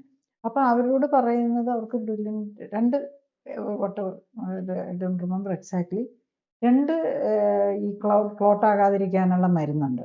ഈ ആസ്പിരിൻ പോലെയുള്ള മരുന്ന് കഴിക്കുന്നവർക്ക് ഭയങ്കര അസിഡിറ്റി ആയിരിക്കും. അതിൻ്റെ ഒരു സൈഡ് ഇഫക്റ്റാണ് അസിഡിറ്റി. അപ്പം അവർക്ക് അതിൻ്റെ കൂടെ ഈ പ്രോട്ടോൺ പമ്പ് ഈ അസിഡിറ്റിക്കുള്ള മരുന്നിൻ്റെയൊക്കെ പേര് പറഞ്ഞാൽ ആർക്കും മനസ്സിലാകില്ല. അപ്പോൾ ഈ അസിഡിറ്റി വരാതിരിക്കാനുള്ള മരുന്നുകളും കൂടെ കഴിക്കണം. അപ്പം ഈ 3 മരുന്നും അവർ കഴിച്ചേ പറ്റുള്ളൂ. അപ്പോൾ ബ്ലഡ് തിന്നറായിട്ടുള്ള 2 ഇതും അത് അവർക്ക് നിർത്താൻ പറ്റില്ല. അവർക്ക് കുറേ മരുന്നുകൾ ഉണ്ടായിരുന്നു. കൊളസ്ട്രോളിൻ്റെ മരുന്ന് കൊളസ്ട്രോൾ കുറഞ്ഞപ്പോൾ നിർത്തി, BP-യുടെ മരുന്ന് BP കുറഞ്ഞപ്പോൾ നിർത്തി, ബാക്കി എല്ലാം നിർത്തി. അപ്പോൾ ആക്ച്വലി അവർ വിതിൻ 1 മന്തേ ആയിട്ടുള്ളൂ. 1 മന്ത് ആയപ്പോൾ തന്നെ നമുക്ക് എല്ലാ മരുന്നും എക്സെപ്റ്റ് ഈ ബ്ലഡ് തിന്നേഴ്സ് മാത്രം നിർത്താൻ പറ്റി. ബ്ലഡ് തിന്നേഴ്സ് നിർത്തണമെങ്കിൽ ശരിക്കും പറഞ്ഞാൽ ഒരു ജൂലൈയിലാണ്, അടുത്ത ജൂലൈ വരെ അത് കണ്ടിന്യൂ ചെയ്യണം. പിന്നെ ഒരു 9 months ഒക്കെ ആകുമ്പം വേണമെങ്കിൽ അതിൽ ഒരെണ്ണം കുറച്ചുകൊണ്ട് വരാം. കാരണം അതൊരു സേഫ്റ്റിക്ക് വേണ്ടിയിട്ടാണ്. നമ്മളൊരു സ്റ്റെൻറ്റ് ഇട്ട് കഴിഞ്ഞ് കഴിഞ്ഞാൽ അതിൻ്റെ മുകളിൽ കൂടെ നമ്മളുടെ ഈ ഉള്ളിലെ ഇപ്പോൾ ഒരു മുറിവുണ്ടായ ഇത് പോയാൽ അതിൻ്റെ മുകളിൽ കൂടെ സ്കിന്ന് വന്ന് കവർ ചെയ്യുന്നത് പോലെ ഈ സ്റ്റെൻറ്റിനെ കവർ ചെയ്തൊരു കോട്ടിങ് പോലെ നമ്മളുടെ ബ്ലഡ് വെസൽസിൻ്റെ നമ്മളുടെ സെല്ലുകൾ തന്നെ വരണം. എപ്പിത്തീലിയം അതിൻ്റെ മുകളിൽ കൂടെ വളരണം. അത് കഴിയുന്നോടം വരെ അവർ സേഫ് അല്ല. അതേ തന്നെ പോയി ക്ലോട്ട് ഉണ്ടാകാം. പിന്നെ ഈ സ്റ്റെൻറ്റ് അതൊരു ഫോറിൻ ബോഡി ആണല്ലോ. അപ്പോൾ ആ മെറ്റൽ പീസ് അവിടെ ഇരിക്കുകയാണ്. അതുകൊണ്ടാണ് നമ്മൾ കഴിയുന്നതും ഈ സ്റ്റെൻറ്റൊക്കെ ഒഴിവാക്കണമെന്ന് പറയുന്നത്. അതിൻ്റെതായ സ്റ്റെൻറ്റ് ഇടുന്നതിൻ്റെ കോംപ്ലിക്കേഷൻ ഇതൊക്കെ ഉണ്ട്. അപ്പം ശരിക്കും നമുക്കിതൊന്നും ഇല്ലാതെ ഇപ്പം നമ്മൾ ഒരാൾക്ക് ഡയബറ്റിസ് ഉള്ള പേഷ്യൻസ് ആണ് ഇതെല്ലാം തന്നെ വരുന്നത്. അപ്പോൾ ഡയബറ്റിസ് നമുക്ക് ഒരു കറക്റ്റായിട്ട് ഡയറ്റും ഇത് നോക്കുവാണെങ്കിൽ ടൈപ്പ് 2 ഡയബറ്റീസ് ആണെങ്കിൽ വിതിൻ 24 hours നമുക്ക് ഷുഗർ കൺട്രോൾ ചെയ്യാവുന്നതേ ഉള്ളൂ. അപ്പോൾ ഷുഗർ കൺട്രോൾ ചെയ്യുന്നതോടുകൂടി ഈ ഡയബറ്റീസ് ഓറിയൻറ്റഡ് ആയിട്ടുള്ള എല്ലാ പ്രശ്നങ്ങളും കുറഞ്ഞു വരും. അപ്പോൾ ഹാർട്ടിൻ്റെതാണെങ്കിലും നമ്മൾ കൊളസ്ട്രോളും ഒക്കെ കറക്റ്റ് ഡയറ്റും എക്സസൈസും ചെയ്ത് കഴിഞ്ഞാൽ വിതിൻ ഫ്യൂ ഡേയ്സ് തന്നെ നമുക്ക് അതിൻ്റെ റിസൾട്ട് അറിയാം. വിതിൻ എ വീക്ക് നമുക്ക് കാണാമെന്നുള്ളതാണ്. യൂഷ്വലി അതുപോലെ BP ഇതെല്ലാം കൺട്രോൾ ആകുമ്പം പ്രഷർ എന്ന് പറയുന്നതിന് കൺട്രോൾ ഡയബറ്റിക് പേഷ്യൻ്റ് എല്ലാം പ്രഷറും ഈ പ്രശ്നങ്ങളും ഉണ്ടാവും. പ്രത്യേകിച്ച് ഹാർട്ട് അറ്റാക്കിലേക്ക് പോകുന്ന ഒരു ഡയബറ്റിക് പേഷ്യൻറ്റിന് BPയും കൊളസ്ട്രോളും ഒക്കെ ഉണ്ടാവും എന്നുള്ളതാണ്. അപ്പം ഇതെല്ലാം നമുക്ക് കൊളസ്ട്രോൾ എന്ന് പറയുന്നത് ശരിക്കും ട്രൈഗ്ലിസറൈഡ് കൂടുതലായിരിക്കും. ഈ ട്രൈഗ്ലിസറൈഡ് ഒക്കെ കുറയുന്നത് വിതിൻ എ വീക്ക് നമുക്ക് കാണാൻ പറ്റും. നമ്മൾ ബ്ലഡ് ഷുഗർ എന്നും നോക്കിക്കൊണ്ടിരിക്കുകയാണ് ചെയ്യുക. ഇപ്പം നമ്മൾ ഈ ക്ലിനിക്കൽ മോണിറ്ററിങ്ങോട് കൂടി ചെയ്യുമ്പോൾ നമ്മൾ ട്രൈഗ്ലിസറൈഡ് അവർ ലൈപ്പിഡ് പ്രൊഫൈൽ എവറി വീക്ക് നോക്കും. അപ്പം തന്നെ നമുക്ക് ഇത് കറക്റ്റ് ആകുന്നത് നമുക്ക് കാണാം. ഇതിനെ മന്ത് ഈ മരുന്നുകളെല്ലാം നിർത്താൻ പറ്റും. ഒൺലി തിങ് ഈ സ്റ്റെൻറ്റ് ഇട്ടിട്ടുള്ളവർക്കുള്ള. അപ്പം ഈ ജീവിതശൈലി രോഗങ്ങൾക്ക് വേണ്ടി കഴിക്കുന്ന മരുന്നുകൾ മിക്കവാറും ഉള്ളതെല്ലാം തന്നെ ഇതിനെ മന്ത് നിർത്താൻ പറ്റും എന്നുള്ളതാണ്. പിന്നെ ഇതുപോലെയുള്ള ഈ ഇട്ടുപോയിരിക്കുന്നത് കൊണ്ട് വന്നിരിക്കുന്നത് മരുന്നുകളെ കുറച്ചുകൊണ്ട് വരേണ്ടതുള്ളൂ. അപ്പം ഇതെല്ലാം നമ്മൾ വെറുതെ ബ്ലൈൻഡായിട്ട് ഇതൊന്നും നിർത്തുകയല്ല ചെയ്യുന്നത്. മെഡിസിൻ എന്ന് പറഞ്ഞാൽ നമ്മൾ അല്ലെങ്കിൽ സയൻസ് എന്ന് പറഞ്ഞാൽ പ്രൂവ് ചെയ്ത് കാണിക്കാൻ പറ്റണം. എന്നാലാണല്ലോ നമ്മൾ സയൻസ് ആയിട്ട് എടുക്കുന്നത്. അപ്പം നമുക്ക് സയൻറ്റിഫിക് ആണോ ഇപ്പം ഇത്രയും കാലമായിട്ട് ഞാൻ മരുന്ന് കഴിച്ചുകൊണ്ടിരുന്നത് ഇതൊക്കെ വല്ലതും ഡോക്ടർ പറയുന്നത് വല്ലതും ശരിയാണോ? ശരിക്കും പറഞ്ഞു കഴിഞ്ഞാൽ ഈ ഡോക്ടേഴ്സിനാണ് ഏറ്റവും വിശ്വസിക്കാൻ പറ്റാത്തത്.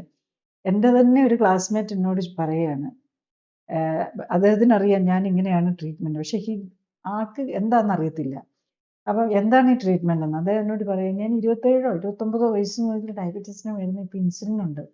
അപ്പം എങ്ങനെയാണ്? അപ്പം ഈ പറയുന്നതെല്ലാം ഇപ്പം ഞാൻ പറഞ്ഞു നോ പ്രോബ്ലം, മിക്കവാറും ഇത് ടൈപ്പ് 2 ഡയബറ്റീസ് തന്നെ ആയിരിക്കും, നമുക്കത് മരുന്നൊക്കെ നിർത്താൻ പറ്റുന്നേ ഉള്ളൂ എന്ന് പറഞ്ഞപ്പോൾ ഈ കാൺ ബിലീവ് ചെയ്യാൻ പറ്റുന്നില്ല, വിശ്വസിക്കാൻ പറ്റുന്നില്ല. ഡോക്ടേഴ്സിനാണ്, സാധാരണക്കാരന് പിന്നെയും വിശ്വസിക്കാൻ പറ്റും, ഡോക്ടേഴ്സിനാണ് ഒട്ടും വിശ്വസിക്കാൻ പറ്റാത്തത്. കാരണം എന്താണെന്ന് ചോദിച്ചാൽ അതൊരിക്കലും നമ്മൾ പേഷ്യൻസിനോടും അത് തന്നെ പറഞ്ഞ് നമ്മളത് നമ്മുടെ തലയിൽ അത്ര സ്ട്രോങ് ആയിട്ടിരിക്കുക ഇതൊന്നും മാറുകയില്ല എന്നുള്ളത്. അപ്പം നമുക്കത് കാണാവുന്നതേ ഉള്ളൂ. എല്ലാം നമ്മൾ എവിഡൻ്റ് ആയിട്ട് നമ്മൾ ടെസ്റ്റുകൾ കൂടുതൽ ചെയ്തുകൊണ്ട് തന്നെയാണ്. കാരണം ടെസ്റ്റ് ചെയ്താലെങ്കിൽ ട്രീറ്റ് ചെയ്യുന്ന ഡോക്ടർക്കും ഒരു സമാധാനമേ ഉള്ളൂ, പേഷ്യൻറ്റിന് അവർക്ക് വിശ്വസിക്കാൻ പറ്റണമല്ലോ. അവർക്ക് അവരുടെ ബോഡിയിൽ എന്താ സംഭവിക്കുന്നത്, ഇത് പറയുന്നത് ശരിയാണോ, 10 വർഷമായിട്ടോ അല്ലെ 20 വർഷമായിട്ടോ അല്ലെ ഇവൻ 40 വർഷമായിട്ടോ ഡയബറ്റീസിന് മരുന്ന് കഴിച്ചുകൊണ്ടിരിക്കുന്ന ആളോട് എല്ലാം നിർത്തിക്കോ എന്ന് പറഞ്ഞിട്ട് നമുക്ക് അനങ്ങാതിരിക്കാൻ പറ്റില്ല. എല്ലാം നിർത്തി, അത് ഷുഗറിന് വേണ്ടിയിട്ടാണല്ലോ. ഡയബറ്റിക് പേഷ്യൻറ്റ് മരുന്നെടുക്കുന്നത് ഷുഗറിന് വേണ്ടിയാണല്ലോ, ഷുഗർ കുറയ്ക്കാനാണല്ലോ. അപ്പം മരുന്ന് ഇൻസുലിനും 3 4 ഡയബറ്റീസ് 4 നേരം ഇൻസുലിൻ ഉണ്ടെങ്കിലും 4 തരം മരുന്നും കൂടെ കഴിക്കുന്നുണ്ടെങ്കിലും ഷുഗർ കൺട്രോൾ ആക്കാനാണല്ലോ ഇതെല്ലാം ചെയ്യുന്നത്. ഇത്രയും മരുന്നെടുക്കുന്ന ആൾക്കാരുടെ ഒന്നും ഷുഗർ കൺട്രോൾ ആയിരിക്കുകയില്ല. HbA1c ഒന്നും മരുന്നിലും ഇൻസുലിൻ എടുക്കുന്ന ഒരു പേഷ്യൻറ്റിനെ ഞാൻ ഇന്നേ വരെ കണ്ടിട്ടില്ല ഒരു 5.5 HbA1c നിൽക്കുന്നത്. ബെസ്റ്റ് കൺട്രോൾ എന്ന് പറഞ്ഞാൽ 6 പോയിന്റിലായിരിക്കും. 7.5ഉം 4ഉം ഒക്കെ നിൽക്കുന്നതാണ് മാക്സിമം കാണാറുള്ളൂ. പക്ഷെ നമ്മൾ ക്ലിനിക്കലി സപ്പോർട്ടഡ് ലൈഫ് സ്റ്റൈൽ കറക്ഷന് നമ്മൾ എയിം ചെയ്യുന്നത് 5.5 താഴെ എത്തുക എന്നുള്ളതാണ്. അത് പല പേഷ്യൻസിനും എത്തിക്കാൻ പറ്റുന്നുണ്ട്. അപ്പം ചിലർ ഈ പറഞ്ഞ പോലെ എനിക്ക് ഇത്രയൊക്കെ മതിയെന്ന് തീരുമാനിക്കുന്നുണ്ട്. ശരിക്കും പറഞ്ഞു കഴിഞ്ഞാൽ നമുക്ക് എത്ര ഹെൽത്ത് വേണം എന്നുള്ളത് നമ്മളുടെ ഡിസ്ക്രിപ്ഷനാണ്. ഇറ്റ് ഈസ് യുവർ കൺട്രോളിലാണ്. ഇറ്റ് ഈസ് വേറെ ആരുടെ അല്ല, അവനവൻ്റെ കൺട്രോളിൽ തന്നെയാണ്. ഡയബറ്റീസിൻ്റെ ഹാർട്ട് അറ്റാക്ക് വരാതിരിക്കണോ വരണോ ഇതൊക്കെ തീരുമാനിക്കുന്നത് അവനവൻ തന്നെയാണ്. ബട്ട് ഒൺലി തിങ് അത് മനസ്സിലാക്കണം. ഇപ്പം ഹാർട്ടിൻ്റെ ആണെങ്കിൽ ഹാർട്ടിൻ്റെ പ്രോബ്ലം വരാൻ സാധ്യതയുണ്ടോ എന്ന് തീരുമാനിക്കുന്ന ഏറ്റവും പ്രധാനം ടെസ്റ്റായിട്ട് നമുക്ക് നോക്കാവുന്ന HSCRP ആണ്. HSCRP കൂടുതലാണോ ഹാർട്ടിന് ചാൻസ് കൂടുതലായിരിക്കും. പിന്നെ ഇമ്മീഡിയറ്റ് ഒരു അറ്റാക്ക് വന്നിട്ടുണ്ടോ അല്ലെ വരാൻ സാധ്യതയുണ്ടോ എന്ന് അറിയാനായിട്ട് നോക്കുന്നതാണ് ട്രോപ്പോണിൻ എന്നുള്ള ഒരു ടെസ്റ്റാണ്. ട്രോപ്പോണിൻ ടി ആണ് നമ്മൾ ട്രോപ്പോണിൻ ടി എന്ന് പറയുന്ന ഒരു ടെസ്റ്റാണ്. ഒരാൾ നെഞ്ചുവേദന വന്നാൽ അപ്പം തന്നെ അറിയാനായിട്ട് ചെയ്യുന്ന ഒരു ടെസ്റ്റ്. പിന്നെ എന്ന് പറയുന്ന വേറൊരു ടെസ്റ്റ് ഉണ്ട്. അത് രണ്ട് രീതിയിലുള്ളതാണ്. അതായത് ട്രോപ്പോണിൻ എന്ന് പറയുന്നത് നമ്മളുടെ തന്നെ മസിലിൻ്റെ ഒരു പാർട്ടാണ് ഇതിൽ. അപ്പം ആ 2 ടെസ്റ്റുകളും നോക്കിക്കഴിഞ്ഞ് കഴിഞ്ഞാൽ നമുക്കറിയാൻ പറ്റും റീസണബിൾ ലിമിറ്റ് ഹാർട്ട് അറ്റാക്കിന് സാധ്യതയുണ്ടോ എന്നുള്ളത്. അപ്പം അതും കൂടെ നോക്കിയിട്ടാണ് നമ്മൾ പേഷ്യൻസിന് സ്റ്റാർട്ട് ചെയ്യുന്നത്. കാരണം ഹാർട്ട് അറ്റാക്കിന് സാധ്യതയുണ്ടെങ്കിൽ കെയർ എടുക്കണം. ആ ട്രോപ്പോണിൻ ലെവലൊക്കെ നോർമൽ ആകുന്നോടും വരത്തേക്ക് അവർ ശരിക്കും പറഞ്ഞു കഴിഞ്ഞാൽ അവർക്ക് ചെറിയ മൈനർ അറ്റാക്സ് വന്നുകൊണ്ടിരിക്കുന്നുണ്ട്, അല്ലെങ്കിൽ അവരുടെ ബ്ലഡ് വെസൽസ് ഡാമേജ്ഡ് ആണ്. അപ്പോൾ അവർ അതിനനുസരിച്ച് കെയർ കൂടുതൽ എടുക്കണം.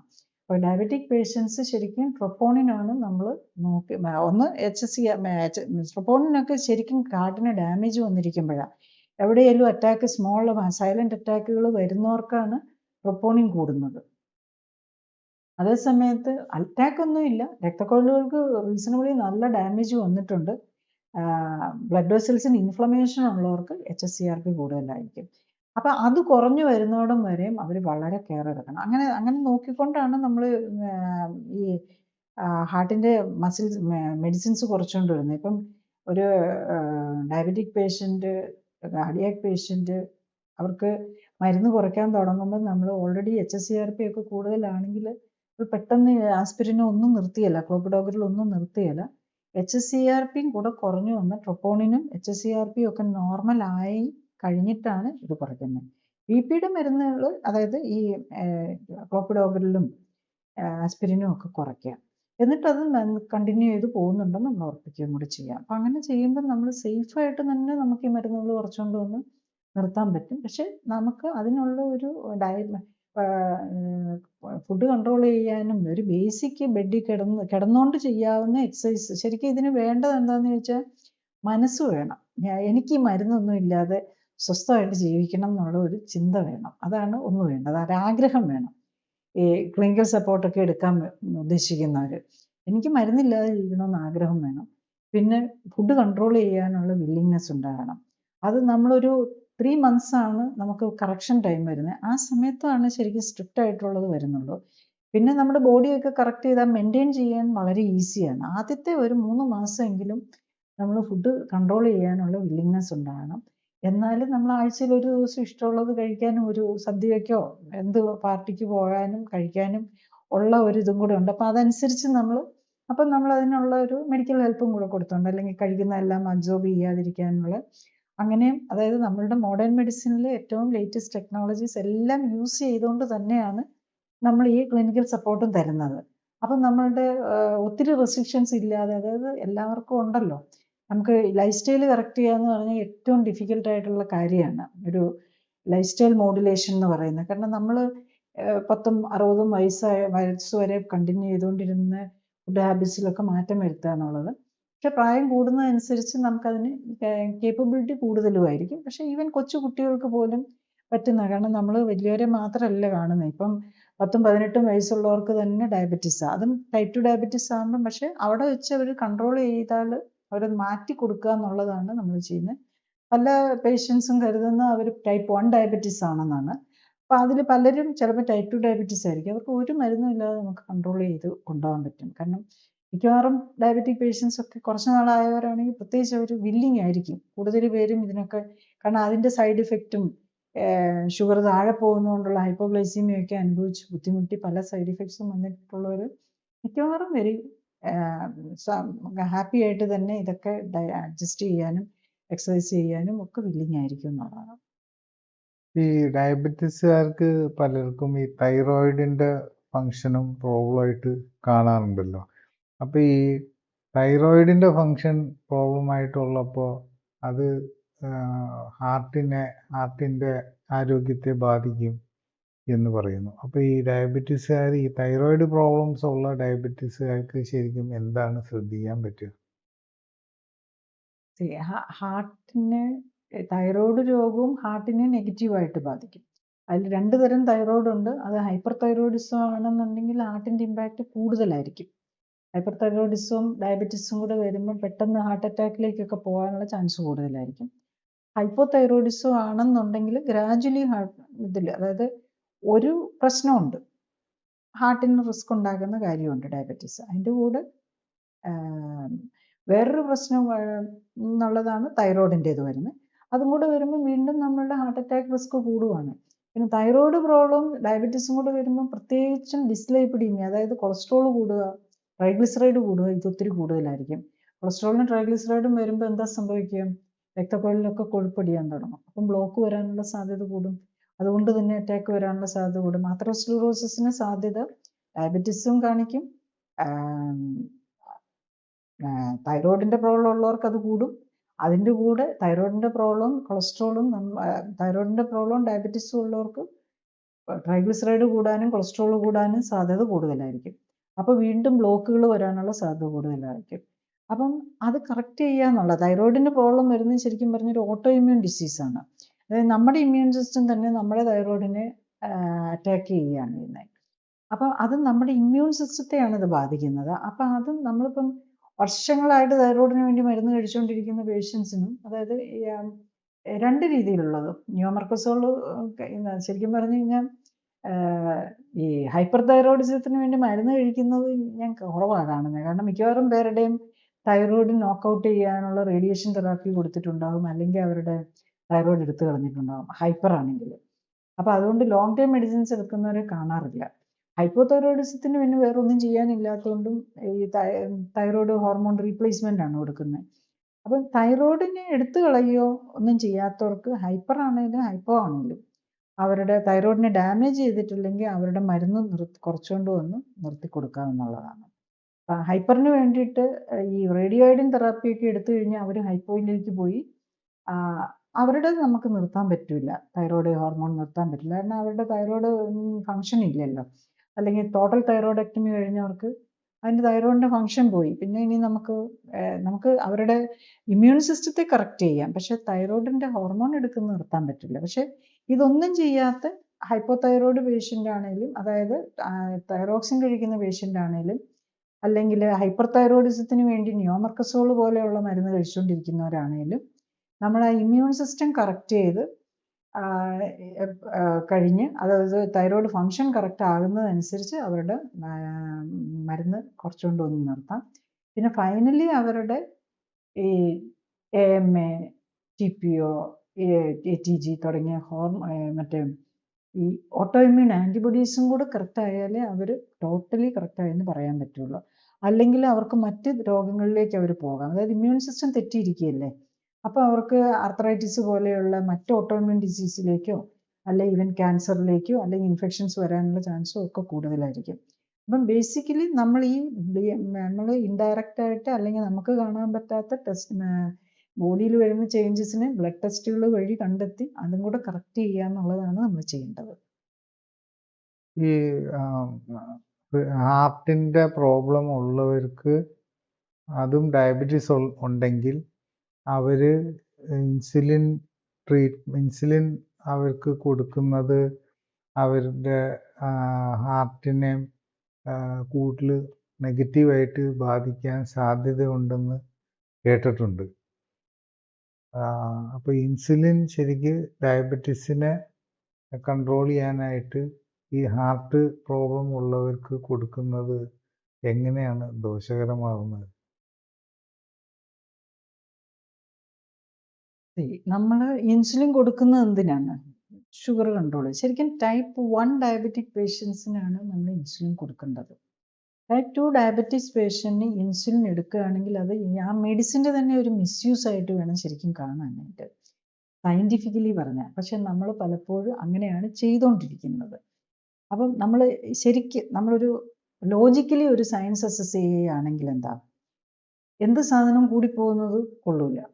നമുക്ക് ടൈപ്പ് 2 ഡയബറ്റീസിൽ ഇൻസുലിൻ റെസിസ്റ്റൻസ് ആണ് വരുന്നത്. ഇൻസുലിൻ്റെ കുറവല്ല, ഇൻസുലിൻ പലപ്പോഴും കൂടുതലായിരിക്കും. അപ്പം നമ്മൾ കാണുന്ന പേഷ്യൻസിൻ്റെ പലരുടെയും നമ്മൾ കാണുന്നത് ഇൻസുലിൻ ശരിക്കും പറഞ്ഞു കഴിഞ്ഞാൽ നമുക്ക് ഒരു 4 or 5 ഒക്കെ നമ്മളുടെ ബ്ലഡിൽ ഉണ്ടാകാൻ പാടുള്ളൂ. നമ്മൾ നോക്കുമ്പോൾ ഒരു 100, 120, 140 ഒക്കെ ആണെങ്കിലും ഇൻസുലിൻ്റെ ലെവല് ഒരു 4, 5 ഒക്കെ വരാൻ പാടുള്ളൂ. ഇത് പലരുടെയും നമ്മൾ 50, 100, 150, 200, 250 മുകളിലുള്ളവരുടെ പോലും നമ്മൾ കാണുന്നുണ്ട്. അതിൽ പലരും ഡയബറ്റീസിന് മെഡിസിൻ എടുത്തുകൊണ്ടിരിക്കുന്നവരും അല്ലാത്തവർക്കും വെരി റയർലി ഇൻസുലിൻ റെസിസ്റ്റൻസ് കൂടാൻ കിട്ടും. അപ്പം പ്രത്യേകിച്ച് ചില അസുഖങ്ങളുള്ളവർക്ക് നമ്മൾ ഇൻസുലിൻ നോക്കുമ്പോൾ വെരി ഹൈ ആയിരിക്കും, ഡയബറ്റിക് അല്ലാത്തവർക്ക് പോലും. പക്ഷേ ഡയബറ്റിക് ആയിട്ടുള്ള ഇൻസുലിൻ ഡയബറ്റിക് മെഡിസിൻ എടുക്കുന്ന മിക്കവർക്കും കൂടുതലായിരിക്കും. നമ്മൾ അതും നോക്കും, ഇൻസുലിനും കുറഞ്ഞു വരുന്നുണ്ടോ എന്ന് നോക്കും. കാരണം ഇൻസുലിൻ റെസിസ്റ്റൻസ് കുറയുന്നുണ്ടോ എന്ന് നമ്മൾ അറിയണമല്ലോ. അപ്പം നമ്മൾ ഇതെല്ലാം കുറഞ്ഞു വരും എന്നുള്ളതാണ്. അപ്പം ഡയബറ്റിക്കും ആയിരിക്കും, HbA1c അങ്ങ് 6, 7, 8, 10 ഒക്കെ ആയിരിക്കും, ഇൻസുലിൻ ലെവല് 150 ഒക്കെ ആയിരിക്കും. ഈ പേഷ്യൻ്റ് അതുപോലെ HbA1c എല്ലാം കൂടി നിൽക്കുന്നവരുടെയും പാരലിലാണ് എല്ലാത്തിനും കുറവ് വരുന്നതെന്നുള്ളതാണ്. അപ്പം ഫൈനലി HbA1cയും കുറഞ്ഞ് ഇൻസുലിൻ ലെവൽ പെട്ടെന്ന് കുറയും. ഈ ഡയബറ്റീസിൻ്റെ മരുന്ന് നിർത്തി ഇൻസുലിൻ ഇഞ്ചക്ഷൻ നിർത്തുന്നതോടുകൂടി ഇൻസുലിൻ്റെ അളവ് കുറഞ്ഞു വരും. ബട്ട് പാരലി ഇൻസുലിൻ്റെ അളവ് കുറയുന്നുണ്ട്, ഷുഗറിൻ്റെ അളവ് കുറയുന്നുണ്ട്. സോ അപ്പം നമ്മൾ മനസ്സിലാക്കേണ്ടത് ഡയബറ്റിക് പേഷ്യൻസിൻ്റെ 90% ഇൻസുലിൻ്റെ കുറവല്ല, ഇൻസുലിൻ കൂടുതലാണ്. അപ്പം നമ്മൾ വീണ്ടും മരുന്നുകളും ഇൻസുലിനും എടുത്ത് അത് കൂട്ടാൻ നടക്കുമ്പോൾ നമ്മുടെ ഹാർട്ട് അറ്റാക്കിൻ്റെ ചാൻസസ് കൂടുകയാണ് ചെയ്യുന്നത്. ഇറ്റ് ഈസ് നോട്ട് കുറയുകയല്ല ചെയ്യുന്നത്. കാരണം ഈ ഷുഗർ കൺട്രോൾ ചെയ്താലും ഇൻസുലിൻ ഹൈപ്പർ ഇൻസുലിനിയമേ, ഇൻസുലിനും ഈക്വലി ഡാമേജിങ് ആണ്. അത് മനസ്സിലാക്കണം. അതാണ് നമ്മളിപ്പം ഇൻസുലിൻ്റെ അളവ് നമ്മൾ അതുകൊണ്ട് തന്നെയാണ് പറയുന്നത് ഡയബറ്റീസിന് വേണ്ടിയിട്ട് മരുന്നും ഇൻസുലിനും എടുക്കുന്നത് ഒരു പരിഹാരമല്ല. അത് നമ്മളുടെ ഡാമേജ് വരുത്തുന്നത്. നമ്മൾ ഇൻഡയറക്റ്റ്ലി ചിലപ്പോൾ ഇച്ചിരി ഇന്ന് ഷുഗർ കൺട്രോൾ ചെയ്യാൻ ഗുണം കിട്ടിയെന്നിരിക്കും. പക്ഷേ ഒരു ഫുള്ളായിട്ടൊരു ഫുൾ ഹോളിസ്റ്റിക്കായിട്ട് നമ്മളെല്ലാം കൂടെ എടുത്ത് നോക്കുമ്പം നമ്മളത് നെഗറ്റീവായിട്ടായിരിക്കും മാറുന്നത്. ഈ മറ്റേ ഡയബറ്റീസ് പേഷ്യൻസ് പലപ്പോഴും കിഡ്നി പേഷ്യൻസും ആവുന്നുണ്ട്. അപ്പം ഈ പറഞ്ഞു കേട്ടേക്കുന്നത് ഇങ്ങനെ കിഡ്നി പ്രോബ്ലം ഉള്ള ഡയബറ്റീസ് പേഷ്യൻസിനും ഇതേപോലെ തന്നെ ഇൻസുലിൻ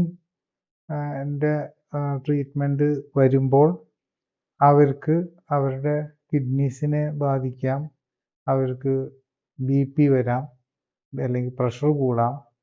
അങ്ങനെ കിഡ്നിയെ ബാധിക്കുകയും പ്രഷർ കൂടുകയൊക്കെ ചെയ്താൽ അത് ഹാർട്ടിനെ ബാധിക്കും എന്നൊക്കെ. അത് എത്രമാത്രം ശരിയാണ്? ഇൻസുലിൻ്റെ ഒരു പ്രോബ്ലം എന്താണെന്ന് വെച്ച് കഴിഞ്ഞാൽ, നമ്മൾ ശ്രദ്ധിച്ചാൽ അറിയാം, ഡയബറ്റിക് പേഷ്യൻസ് ഡയബറ്റീസ് തുടങ്ങി അല്ലെങ്കിൽ അതിന് മുമ്പ് തന്നെ BP അവർക്ക് തുടങ്ങിയിട്ടുണ്ടാകും. ഈ ഇൻസുലിൻ്റെ ഒരു കുഴപ്പം, ഇൻസുലിൻ സോഡിയം റിട്ടൻഷൻ ഉണ്ടാക്കുക. നമ്മൾ BP ഉള്ള പേഷ്യൻസിനോടൊക്കെ പറയില്ലേ സോഡിയം കുറയ്ക്കാൻ, ഉപ്പ് കുറയ്ക്കാൻ പറയുമല്ലോ. ഈ സോഡിയം റിട്ടൻഷൻ, അതായത് നമ്മളുടെ ബോഡിയിൽ കെട്ടി നിൽക്കുകയാണ് നിൽക്കുക എന്നുള്ളത് അതിൻ്റെ ഒരു ക്യാരക്ടറാണ്, ഇൻസുലിൻ്റെ ഒരു സ്വഭാവമാണത്. അപ്പം അതുകൊണ്ടാണ് ഇൻസുലിൻ കൂടുന്നതനുസരിച്ച് BP കൂടാൻ കാരണമാണ്. അതായത് ഇൻസുലിൻ റെസിസ്റ്റൻസ് വന്നത് പ്രീ ഡയബറ്റിക് ആകുന്ന ഒരു പേഷ്യൻറ്റിന് തന്നെ BP കൂടാൻ തുടങ്ങും. അപ്പം നമ്മൾ അറിയാമല്ലോ, നമ്മൾ ഈ ഡയബറ്റീസിന് വേണ്ടിയിട്ടുള്ള മരുന്നെല്ലാം ഇൻസുലിനൊക്കെ എടുത്തു കഴിയുമ്പോഴേക്കും സോഡിയം കെട്ടി നിൽക്കാനും BP കൂടാനും തുടങ്ങും. അപ്പോൾ അതിൻ്റെ എല്ലാം ഇമ്പാക്റ്റ് ഏറ്റെടുക്കേണ്ടി വരുന്നത് കിഡ്നിയാണ്. നമ്മൾ ഈ കഴിക്കുന്ന ഷുഗർ കൂടുന്നതിൻ്റെ ഇമ്പാക്റ്റ് എടുക്കേണ്ടതും കിഡ്നിയാണ്. കാരണം എന്താണെന്ന് വെച്ചാൽ കിഡ്നി ഇത് അരിച്ച് കളയാൻ നോക്കും. ഈ ബോഡിയിൽ എന്ത് കൂടുതലുണ്ടോ, ഷുഗർ കൂടുതലുണ്ടെങ്കിലും ഗ്ലൂക്കോസ് കൂടുതലുണ്ടെങ്കിലും അതിനെ അരിച്ച് കളയേണ്ടത് കിഡ്നിയുടെ റെസ്പോൺസിബിലിറ്റിയാണ്. അതുപോലെ സോഡിയം കൂടുതലുണ്ടെങ്കിൽ അത് കളയേണ്ടത് കിഡ്നിയാണ്. അപ്പോൾ കിഡ്നി സോഡിയം അരിച്ച് കളയാൻ നോക്കുമ്പം അതിനെ പിടിച്ചു നിർത്താനായിട്ട് ഇൻസുലിൻ വരികയാണ്. അപ്പോൾ ഇതിൻ്റെ ഇടയിൽ കിടന്ന് കിഡ്നി കഷ്ടപ്പെടുകയാണ് ചെയ്യുന്നത്. അതുകൊണ്ടാണ് പല ഡയബറ്റിക് പേഷ്യൻസിനും കിഡ്നി ഫെയിലിയറിലേക്ക് പോകുന്നത് അതുകൊണ്ടാണ്. പിന്നെ ഏറ്റവും കൂടുതൽ നമ്മൾ കഷ്ടമായിട്ട് തോന്നിയിട്ടുള്ളത് എന്താണെന്ന് ചോദിച്ചു കഴിഞ്ഞാൽ, ഈ കിഡ്നി ഓൾറെഡി ഡാമേജ്ഡ് ആയിട്ട് ബ്രിമ്മിൽ നിൽക്കുന്ന പേഷ്യൻ്റ് ആയിരിക്കും. അവർക്ക് ഹാർട്ട് അറ്റാക്ക് വന്നെന്നും പറഞ്ഞുകൊണ്ട് അല്ലെങ്കിൽ നെഞ്ചുവേദന വന്നെന്നും പറഞ്ഞ് അവർക്ക് കയറി ഒരു ആൻജിയോഗ്രാം ചെയ്യും. ആൻജിയോഗ്രാം ചെയ്യുന്നതോടുകൂടി കിഡ്നി ഫെയിലിയറിലേക്ക് പോകും. അത് നിങ്ങൾ തന്നെ ഓരോ പേഷ്യൻസും തന്നെ ശ്രദ്ധിച്ചാൽ മതി. പലപ്പോഴും കിഡ്നി ഫെയിലിയർ വന്ന് ഡയാലിസിസിലേക്ക് പോകുന്നതിന് മുമ്പ് പല പേഷ്യൻസും ഒരു ആൻജിയോഗ്രാമോ ആൻജിയോപ്ലാസ്റ്റിയോ ചെയ്തിട്ടുണ്ടാകും. ആൻജിയോപ്ലാസ്റ്റി ചെയ്ത് അത് കഴിയുമ്പോഴേക്കും കിഡ്നി ഫെയിലിയർ വരും, പിന്നെ ഡയാലിസിസ് ആയി അങ്ങനെ പോകും. അപ്പം ആദ്യം തന്നെ നമ്മൾ ശ്രദ്ധിക്കേണ്ടത് എന്താണെന്ന് ചോദിച്ചു കഴിഞ്ഞാൽ, ഇപ്പം നമ്മളെല്ലാം സ്പെഷ്യലിസ്റ്റാണ് ട്രീറ്റ് ചെയ്യുന്നത്.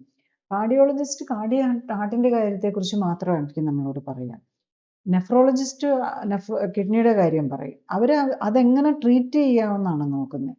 നമ്മൾ പലപ്പോഴും ഈ മൾട്ടി സ്പെഷ്യാലിറ്റി വന്നതോടെ ഒരു ഓവറോൾ പിക്ചറിനെ കുറിച്ച് വരുന്നില്ല. പക്ഷെ അവനവൻ്റെ ശരീരത്തെക്കുറിച്ച് ഒരു ഓവറോൾ പിക്ചർ അവനവനുണ്ടാവണം. കാരണം എല്ലാ ഓർഗനും ഡിവൈഡ് ചെയ്ത് ആണ് ട്രീറ്റ് ചെയ്യുന്നത്.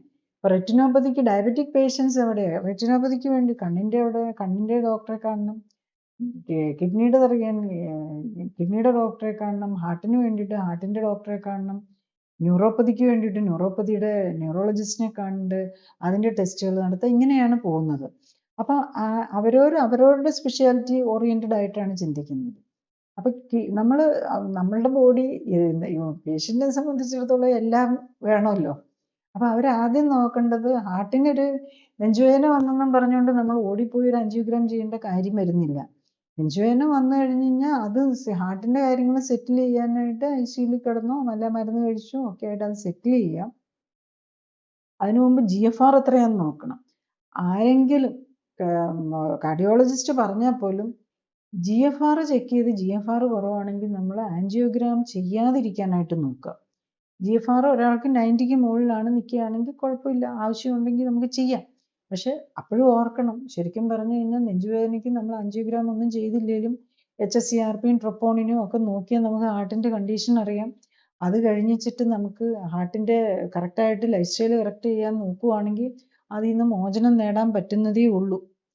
അപ്പം ഈ ഹാർട്ട് പ്രോബ്ലംസിൽ നിന്ന് ആൻജിയോഗ്രാം ഒരു ടെസ്റ്റ് മാത്രമാണ്, അതിന് സൈഡ് എഫക്റ്റ് ഉണ്ട്. അതിൻ്റെ ഏറ്റവും വലിയ സൈഡ് എഫക്റ്റ് ആൻജിയോഗ്രാം ചെയ്യുമ്പം അതിന് വരാവുന്ന സൈഡ് എഫക്റ്റ് എന്ന് പറഞ്ഞാൽ നമുക്ക് കിഡ്നിക്ക് പ്രോബ്ലം ഉണ്ട്, കിഡ്നി ഫങ്ഷൻ ഡൗൺ ആക്കാം. അതാണ് അതിൻ്റെ സൈഡ് എഫക്റ്റ് എന്ന് നമ്മൾ പ്രത്യേകിച്ച് ഓർക്കണം. പിന്നെ രണ്ടാമതായിട്ടുള്ളത് എന്താണെന്ന് ചോദിച്ചു കഴിഞ്ഞാൽ, ഇല്ല നമ്മളൊരു ആൻജിയോപ്ലാസ്റ്റി ചെയ്തു, ഓക്കെ, കിഡ്നിക്ക് വലിയ പ്രോബ്ലം ഒന്നുമില്ല, എനിക്ക് കിഡ്നിയുടെ പ്രോബ്ലം ഒന്നും ഇല്ലല്ലോ, എന്നാൽ എൻ്റെ ഒരു ആൻജിയോഗ്രാം ഇരിക്കട്ടെ, എനിക്കറിയാൻ പറ്റുമല്ലോ എന്നായിരിക്കും നമ്മൾ ചിന്തിച്ച് ഒരു ആൻജിയോഗ്രാം ചെയ്യാമെന്ന് വെച്ച് കഴിഞ്ഞ് കഴിഞ്ഞാലും ആൻജിയോഗ്രാം ചെയ്താൽ ആൻജിയോപ്ലാസ്റ്റി ചെയ്യണം. ആൻജിയോപ്ലാസ്റ്റി ചെയ്ത് കഴിഞ്ഞ് കഴിഞ്ഞാൽ ആ രക്തക്കൊഴലുകൾക്ക് പലതിനും അടവുണ്ടാവും. ചിലതിന് 40% ആയിരിക്കും, ചിലതിന് 50% ആയിരിക്കും, ചിലതിന് പണ്ടൊക്കെ ആണെങ്കിൽ 80%, 90% ബ്ലോക്ക് ഉള്ളതിനൊക്കെയാണ് ആൻജിയോപ്ലാസ്റ്റി ചെയ്തിരുന്നത്. ഇപ്പം നമ്മളുടെ ഒരു ട്രെൻഡ് എന്താണെന്ന് ചോദിച്ചു കഴിഞ്ഞാൽ ഈവൻ കുറച്ചേ ഉള്ളെങ്കിലും അപ്പം തന്നെ ഇടുക എന്നുള്ളത്. അതായത് 50% കുഴൽ അടഞ്ഞിട്ടുണ്ടെങ്കിലും പണ്ടൊന്നും ചെയ്യല്ല, 90-80 എത്തിയാൽ സ്റ്റെൻറ്റ് ഇടുകയുള്ളൂ. അപ്പം ചിലപ്പോൾ 4-5 സ്റ്റെൻറ്റൊക്കെ ആയിരിക്കും ഇടുന്നത്. ഇപ്പം ഈ 4-5 സ്റ്റെൻറ്റൊക്കെ ഇട്ട് കഴിഞ്ഞ് ഈ സ്റ്റെൻറ്റിൻ്റെ അവിടെ തന്നെ ഈ സ്റ്റെൻറ്റ് കാരണം തന്നെ അവിടെ ഒരു ഇൻഫ്ലമേഷൻ വന്ന് രക്തക്കൊഴൽ ചുരുങ്ങും എന്നുള്ളതാണ്. അത് കുറച്ച് കഴിഞ്ഞിട്ടായിരിക്കും അതൊക്കെ വരുന്നത്. അതുകൊണ്ടാണ് പലപ്പോഴും സ്റ്റെൻറ്റ് ഇട്ട ആൾക്ക് പിന്നെ ബൈപ്പാസ് ചെയ്യണമെന്നൊക്കെ വേണ്ടി വരുന്നത്. അപ്പോൾ സ്റ്റെൻറ്റ് ഇട്ട് കഴിഞ്ഞിട്ട് നമ്മൾ അവിടെ വീണ്ടും കുറച്ച് നാൾ കഴിഞ്ഞിട്ട് അതിൻ്റെ സൈഡ് ഇഫക്റ്റ് കൊണ്ട് ചുരുങ്ങാൻ തുടങ്ങിയാലും പിന്നെ ബൈപ്പാസ് ചെയ്താൽ അതിൻ്റെ മുകളിൽ കൊണ്ടുപോയി ബൈപ്പാസ് ചെയ്തിട്ട് കാര്യമില്ല. അപ്പോൾ താഴെയുള്ള രക്തക്കൊഴലുകൾക്ക് അല്ലെങ്കിൽ തന്നെ ഡാമേജ് ഉണ്ടാകും. അപ്പോൾ ഇൻഇഫക്റ്റ് ഇതുകൊണ്ടൊന്നും നമുക്ക് ലോങ് ടേമിൽ മേജറായിട്ടുള്ള ബെനിഫിറ്റ് വരുന്നില്ല എന്നുള്ളതാണ്. അപ്പം നമ്മൾ കഴിയുന്നതും ഇത്തരം മെഡിക്കൽ ഇൻ്റർവെൻഷൻസ് കഴിയുന്നതും ഒഴിവാക്കാൻ നോക്കുക എന്നുള്ളതാണ്. പ്രത്യേകിച്ചും ഈ ആൻജിയോപ്ലാസ്റ്റി, ആൻജിയോഗ്രാം പോലെയുള്ളത് കഴിയുന്നതും ഒഴിവാക്കി നമ്മൾ ലൈഫ് സ്റ്റൈൽ കറക്ഷനിൽ കൂടെ അല്ലാത്ത മെത്തേഡ്സ് ഉണ്ട്. ഇന്നിപ്പം മറ്റേ MRI ആൻജിയോഗ്രാമും ഒക്കെ വരുന്നുണ്ട്. അപ്പം അതിനകത്ത് കാര്യമായിട്ട് ഇവൻ ഡൈ പോലും ഇഞ്ചെക്ട് ചെയ്യാതെ CT ആൻജിയോഗ്രാം ഉണ്ട്, അതിന് പക്ഷേ ഡൈ ഇഞ്ചെക്ട് ചെയ്യണമെന്ന് തോന്നുന്നു. അതുപോലെ ഇപ്പോൾ ഡൈ ഇഞ്ചെക്ട് ചെയ്യാത്ത ആൻജിയോഗ്രാം വരുന്നുണ്ട്. അങ്ങനത്തെ കാര്യങ്ങൾ നമുക്ക് ചെയ്യാം. എന്നിട്ട് അത് വെച്ച് തന്നെ നമുക്ക് ഫോളോ അപ്പും ചെയ്യാം. നമ്മൾ സാധാരണ നമ്മൾ ഇങ്ങനത്തെ ഇൻവേസീവ് ഒന്നും നമ്മൾ clinically supported life style correction നമ്മളെപ്പോഴും ബ്ലഡ് ടെസ്റ്റുകൾക്കും പിന്നെ എല്ലാം ശരിയായി കഴിയുമ്പോൾ വേണേൽ ഒരു TMT എടുത്തോളാൻ പറയും. അല്ലെങ്കിൽ നമ്മൾ ഈ ഹാർട്ടിൻ എക്കോ കാർഡിയോഗ്രാം, CIMT അങ്ങനത്തെ നോൺ ഇൻവേസീവും സൈഡ് ഇഫക്റ്റ് ഇല്ലാത്ത അൾട്രാസൗണ്ട് വെച്ചിട്ടുള്ള ടെസ്റ്റുകളുമാണ് ചെയ്യുന്നത്. പിന്നെ ഇപ്പം നമുക്ക് കുറച്ച് സ്പെൻഡ് ചെയ്യാനും കുഴപ്പമില്ലെങ്കിലും നമുക്ക് CT ആൻജിയോഗ്രാം ഒക്കെ ചെയ്യുമ്പോൾ അവിടെ ഒരു റേഡിയേഷൻ്റെ ഇത് വരുന്നുണ്ട്. നമ്മൾ എന്തിനാ അത്തരം റിസ്കുകളിലേക്ക് പോകുന്നതെന്നുള്ളതാണ് നമ്മൾ ചെയ്യുന്നത്. പക്ഷേ പേഷ്യൻറ്റിന് വേണമെങ്കിൽ അതിനും പോകാം എന്നുള്ളതാണ്. അതായത് എല്ലാം ഉറപ്പിക്കണമെങ്കിൽ അങ്ങനെ പോയി ഉറപ്പിക്കാം. പക്ഷേ അതിൻ്റെ ആവശ്യമില്ല. നമുക്ക് സ്റ്റെപ്പ് കയറുമ്പോഴോ ഓടുമ്പോഴോ നടക്കുമ്പോഴോ ഒന്നും ബുദ്ധിമുട്ടില്ലെങ്കിൽ, അത് അവനവൻ്റെ ഏജ് അനുസരിച്ച് അവനവൻ്റെ ഹാർട്ടിനെ കൊണ്ട് അതിന് ചെയ്യാവുന്ന പണിയേ കൊടുക്കാവുള്ളൂ. അത് വെച്ചിട്ട് നമ്മൾ അതിനെ ഏറ്റവും പ്രൊട്ടക്റ്റ് ചെയ്ത് കൊണ്ടുപോകാനായിട്ട് നോക്കുക. പിന്നെ ഹാർട്ടിനെ പ്രൊട്ടക്റ്റ് ചെയ്യാനായിട്ട് പോയി നമ്മൾ ആൻജിയോഗ്രാമും ആൻജിയോപ്ലാസ്റ്റിയും ഒക്കെ ചെയ്ത് കിഡ്നിക്ക് പ്രോബ്ലം വന്നു കഴിഞ്ഞാൽ ലൈഫ് കൂടുതൽ ഇതാണ്. കാരണം ഹാർട്ടിനെ കറക്റ്റ് ചെയ്യാൻ കുറച്ചും കൂടി എളുപ്പമാണ്. ഹാർട്ടിൻ്റെ മെഡിസിൻ എടുത്തുകൊണ്ടിരിക്കുന്നവരെ തിരിച്ചു കൊണ്ടുവരാൻ ഈസിയാണ്. കിഡ്നി ഫെയിലിയർ പോയി കഴിഞ്ഞ് കഴിഞ്ഞാൽ വെരി ഡിഫിക്കൽട്ടാണ്. കാരണം എന്താണെന്ന് വെച്ചാൽ കിഡ്നി ഫെയിലിയർ പോയ പേഷ്യൻറ്റിന് ഫുള്ളായിട്ട് ന്യൂട്രീഷൻ കഴിക്കാൻ പറ്റില്ല. കാരണം റിപ്പയർ ചെയ്യണമെങ്കിൽ ന്യൂട്രീഷൻ വേണം. അതായത് നമുക്ക് വേണ്ട നമ്മുടെ ന്യൂട്രിയൻസ് എല്ലാം കൊടുക്കാൻ പറ്റണം. പക്ഷേ പ്രോട്ടീൻ പോലെയുള്ള ഒന്നും കൊടുക്കാൻ പറ്റില്ല കിഡ്നി പേഷ്യൻസിന്, കാരണം ക്രിയാറ്റിനിൻ കൂടുമായിരിക്കും. അപ്പോൾ വേസ്റ്റ് നമ്മൾ കൂടുതലെടുത്ത് നമ്മൾ റിപ്പയർ ഒക്കെ നോക്കുമ്പോൾ വേസ്റ്റ് വരും. അപ്പോൾ ഇവരുടെ നമുക്ക് അത്ര കൺട്രോളായിട്ടേ കൊണ്ടുപോകാൻ പറ്റുള്ളൂ. ഹാർട്ടിനെ ട്രീറ്റ് ചെയ്യാൻ ആക്ച്വലി ഈസിയാണ്. കിഡ്നി ഫെയിലിയർ, കിഡ്നി ഒരു സ്റ്റേജ് 1 സ്റ്റേജ് 2 സ്റ്റേജ് 3 ഒക്കെ ഫെയിലിയറിലേക്ക് വന്നിട്ടുണ്ടെങ്കിൽ ഒരു പ്രോബ്ലം ഇല്ല. കാരണം അത്ര റെസ്ട്രിക്ഷൻ വേണ്ടി വരികയില്ല. 4th സ്റ്റേജ് 3rd വന്നാൽ തന്നെ ബുദ്ധിമുട്ടാണ്. അതായത് GFR 60ക്ക് താഴെ ആയാൽ തന്നെ ഇത്തിരി പാടാണ്. പക്ഷെ 30ക്ക് എന്നാലും മിക്കവാറും പേരുടെ അത് മുകളിലേക്ക് നമുക്ക് കൊണ്ടുപോകാൻ പറ്റും. GFR 30ക്ക് താഴെയായി, പ്രത്യേകിച്ച് 15നൊക്കെ താഴെയായാൽ വളരെ ഡിഫിക്കൽട്ടാണ്. ആ നിലയിലേക്ക് പോകാതെ, അതായത് ഹാർട്ടിനെ സംരക്ഷിക്കാൻ വേണ്ടിയിട്ട് കിഡ്നിയെ ബലി കൊടുക്കാതെ ഇരിക്കുന്നതാണ് നമുക്ക് നല്ലത്. കാരണം കിഡ്നി ഫെയിലിയറുമായിട്ട് ജീവിക്കുന്നത് മച്ച് മോർ ഡിഫിക്കൽട്ടാണ്. കാരണം ഫുഡ് കൺട്രോൾ മാത്രമല്ല, കിഡ്നി ഫെയിലിയർ വന്ന് കഴിഞ്ഞാൽ ഡയാലിസിസുമായിട്ട് പോകാമെന്ന് പറഞ്ഞു കഴിഞ്ഞാൽ ജീവിതം നമുക്കൊരു ശരിക്കും ദുസ്സഹമായിട്ട് മാറും. അതിലേക്ക് കൊണ്ടുപോകാതെ നോക്കുക എന്നുള്ളതാണ് നമ്മളെപ്പോഴും ചെയ്യേണ്ടത്. ഇപ്പം ഈ ആൻജിയോഗ്രാം, ആൻജിയോപ്ലാസ്റ്റിയും പിന്നെ ഒരു പരിധി വരെ ഓപ്പൺ ഹാർട്ട് സർജറിയൊക്കെ നടക്കുന്ന കാലത്ത് ഈ ഡയബറ്റിസ് ഉള്ളവർ ആ ഷുഗറിൻ്റെ ലെവൽസ് കൺട്രോൾഡ് അല്ലെങ്കിൽ അവർക്ക് റിസ്ക് കൂടുതലാണ് ഇങ്ങനെ ഈ കാര്യങ്ങൾ, ഈ പ്രൊസീഡിയേഴ്സ് ചെയ്യുമ്പോൾ എന്ന് പറയുന്നു. അപ്പോൾ ഇത് എങ്ങനെയാണ് ഒരു ഡയബറ്റിക്കിന് ഇങ്ങനെ ഒരു സർജറിയുടെ ആവശ്യം വരുമ്പോൾ, അല്ലെങ്കിൽ ഒരു ആൻജിയോഗ്രാമോ ആൻജിയോപ്ലാസ്റ്റിയോ വല്ലതും ചെയ്യേണ്ടി വന്നാൽ ഈ ഡയബറ്റിക് ആയിട്ടുള്ള ആള് എന്താ ശ്രദ്ധിക്കേണ്ടത്? ഡയബറ്റിക് ആയിട്ടുള്ള ആള് ആദ്യം ഡയബറ്റിസ് കറക്റ്റ് ചെയ്യാൻ നോക്കുക. ആൻജിയോഗ്രാമും ആൻജിയോപ്ലാസ്റ്റിക്കും ഒന്നും അല്ല ശരിക്കും പോകേണ്ടത്. അവർ ആദ്യം ഡയബറ്റിസ് കറക്റ്റ് ചെയ്താൽ അവരുടെ ഹാർട്ടൊക്കെ ശരിയായിക്കോളും. അതാണ് ആദ്യം മനസ്സിലാക്കേണ്ടത്. പിന്നെ ഡയബറ്റിസ് ഉള്ള ആൾക്ക് എല്ലാ ഓപ്പറേഷൻസും റിസ്ക് കൂടുതലാണ്. വേറെ ആരും പറഞ്ഞു തരണമെന്നില്ല, അവനവനറിയാമല്ലോ. അവനവൻ്റെ ഗ്ലൂക്കോസ് കൂടിയിരിക്കുമ്പോൾ നമ്മൾ ബൈപ്പാസ് എന്ന് പറഞ്ഞു കഴിഞ്ഞാൽ നമ്മളുടെ നമ്മുടെ സെൻട്രൽ ബോൺ ഉണ്ട്, സ്റ്റേൺ എന്ന് പറയും. നമ്മളിവിടെ എങ്ങോട്ടാണല്ലോ നമ്മുടെ വാരിയെല്ലുകളൊക്കെ മുമ്പോട്ട് ഈ സ്റ്റേൺ എന്ന് പറഞ്ഞ ഒരു ബോണിലേക്കാണ് വന്നിരിക്കുന്നത്. നമ്മളുടെ മുൻപിൽ ഇങ്ങനെയുള്ള ഒരു ബോണുണ്ട്. അതിൽ പുറകിലാണെങ്കിൽ ഈ നമ്മുടെ വാരിയെല്ലാം പോയി നട്ടെല്ലുകളിലേക്ക്, അത് മൾട്ടിപ്പിൾ നട്ടെല്ലിൻ്റെ പല പല ഇതിലേക്കാണ് അത് ഇൻസേർട്ട് ചെയ്യുന്നത്. അപ്പം നമ്മളുടെ ഈ തൊണ്ട മുതൽ ഈ നിൽക്കുന്ന ഈ ബോണിനെ കട്ട് ചെയ്ത് ഓപ്പൺ ചെയ്തുകൊണ്ടാണ് ഇത് പോകുന്നത്. ഇപ്പം നമ്മൾ ഓർക്കണം, കട്ട് ചെയ്യുക എന്ന് പറഞ്ഞാൽ ബോണാണ്. അതിന് ശരിക്കും നമ്മളെന്താ ടൈല് കട്ട് ചെയ്യുന്ന പോലെ കട്ട് ചെയ്ത് ഓപ്പൺ ചെയ്ത് ചെയ്യുന്നതാണ് ഓപ്പൺ ഹാർട്ട് സർജറിയാണ് ബൈപ്പാസ് സർജറി എന്ന് പറയുന്നത്. അപ്പം അത്രയും വലിയൊരു ഓപ്പറേഷൻ താങ്ങാനുള്ള ശേഷി ഒരു ഡയബറ്റിക് പേഷ്യൻറ്റിനുണ്ടോ? വൺ തിങ്, ഒരു ഹാർട്ട് പേഷ്യൻറ്റിന് ഹാർട്ടിനെ സർജറി ചെയ്യാൻ വേണ്ടിയിട്ടാണ് ഈ ചെയ്യുന്നതെന്ന് ഓർക്കണം. അത്രയും ഇത് ചെയ്തിട്ട് പിന്നെ കാലേന്ന് രക്തക്കുഴലുകൾ എടുക്കണം. എന്നിട്ട് അതിനെ നമ്മൾ ഹാർട്ടിൻ്റെ ഒരു പാട പോലെ ഉണ്ട് ഹാർട്ടിനെ പ്രൊട്ടക്റ്റ് ചെയ്തുകൊണ്ടിരിക്കുന്നത്, പിരിക്കാർഡിയം എന്ന് പറയുന്നത്. അതും ഓപ്പൺ ചെയ്തിട്ട് അതിനകത്ത് കൊണ്ടുപോയി നമ്മൾ ഇതൊക്കെ സ്റ്റിച്ച് ചെയ്ത് ഹാർട്ടിൻ്റെ രക്തക്കുഴലുകളെല്ലാം ഹാർട്ടിന് പുറമേ കൂടെയാണ് പോകുന്നത്.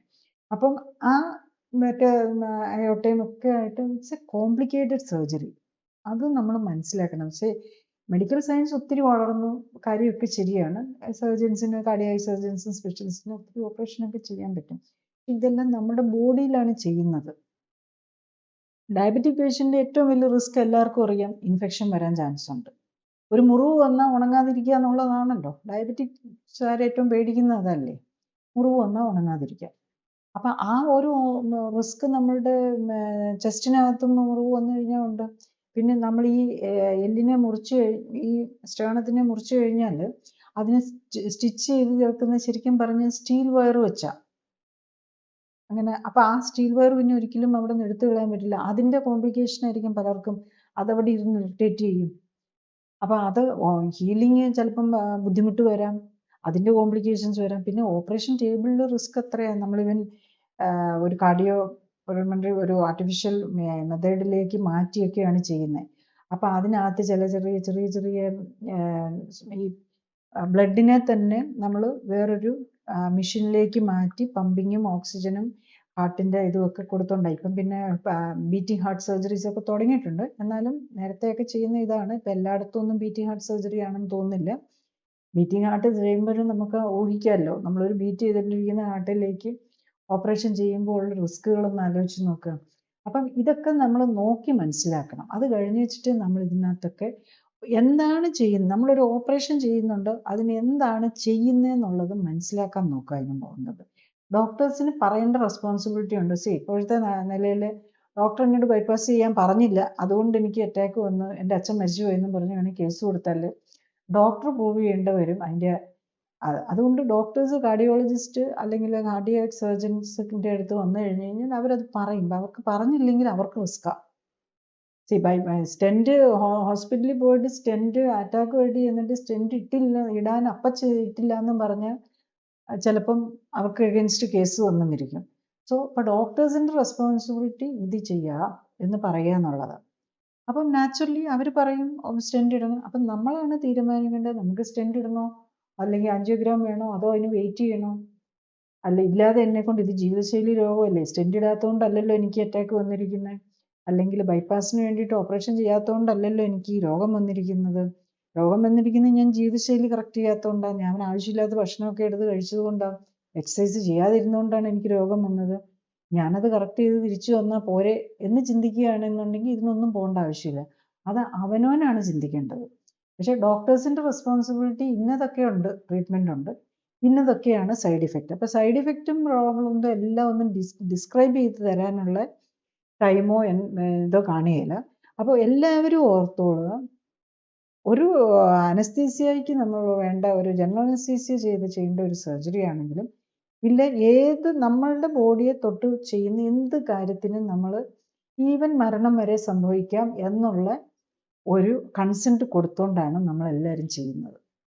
ഈവൻ ഞാൻ ഗൈനക്കോളജിസ്റ്റ് ആണ്. അപ്പം നമ്മളൊരു ഗൈനക്കോളജി സർജറിക്ക് ഹിസ്റ്റക്ടമിക്ക് ആണെങ്കിലും സിസേറിയൻ ആണെങ്കിലും എല്ലാത്തിലും അനസ്തീസിയയ്ക്കും ഇതിലും ഉണ്ടായിരുന്നു. ഞാനിപ്പം ഇതൊന്നും ചെയ്യുന്നില്ല, എന്നാലും നമ്മൾ ചെയ്തിരുന്ന കാലത്തെ പറയുന്നത്, ഇതിനകത്ത് ഇന്ന കോംപ്ലിക്കേഷൻസ് ഒക്കെ വരാനും മരണം വരെ സംഭവിക്കാനും സാധ്യതയുണ്ട് എന്ന് സൈൻ ചെയ്യിപ്പിച്ചിട്ടാണ് എല്ലാവരും ഏത് ഓപ്പറേഷൻ ആണെങ്കിലും ചെയ്യുന്നത്. അപ്പം അത് ഡീറ്റെയിൽ ആയിട്ടൊന്ന് വായിച്ച് നോക്കുക അതിനകത്തുള്ള.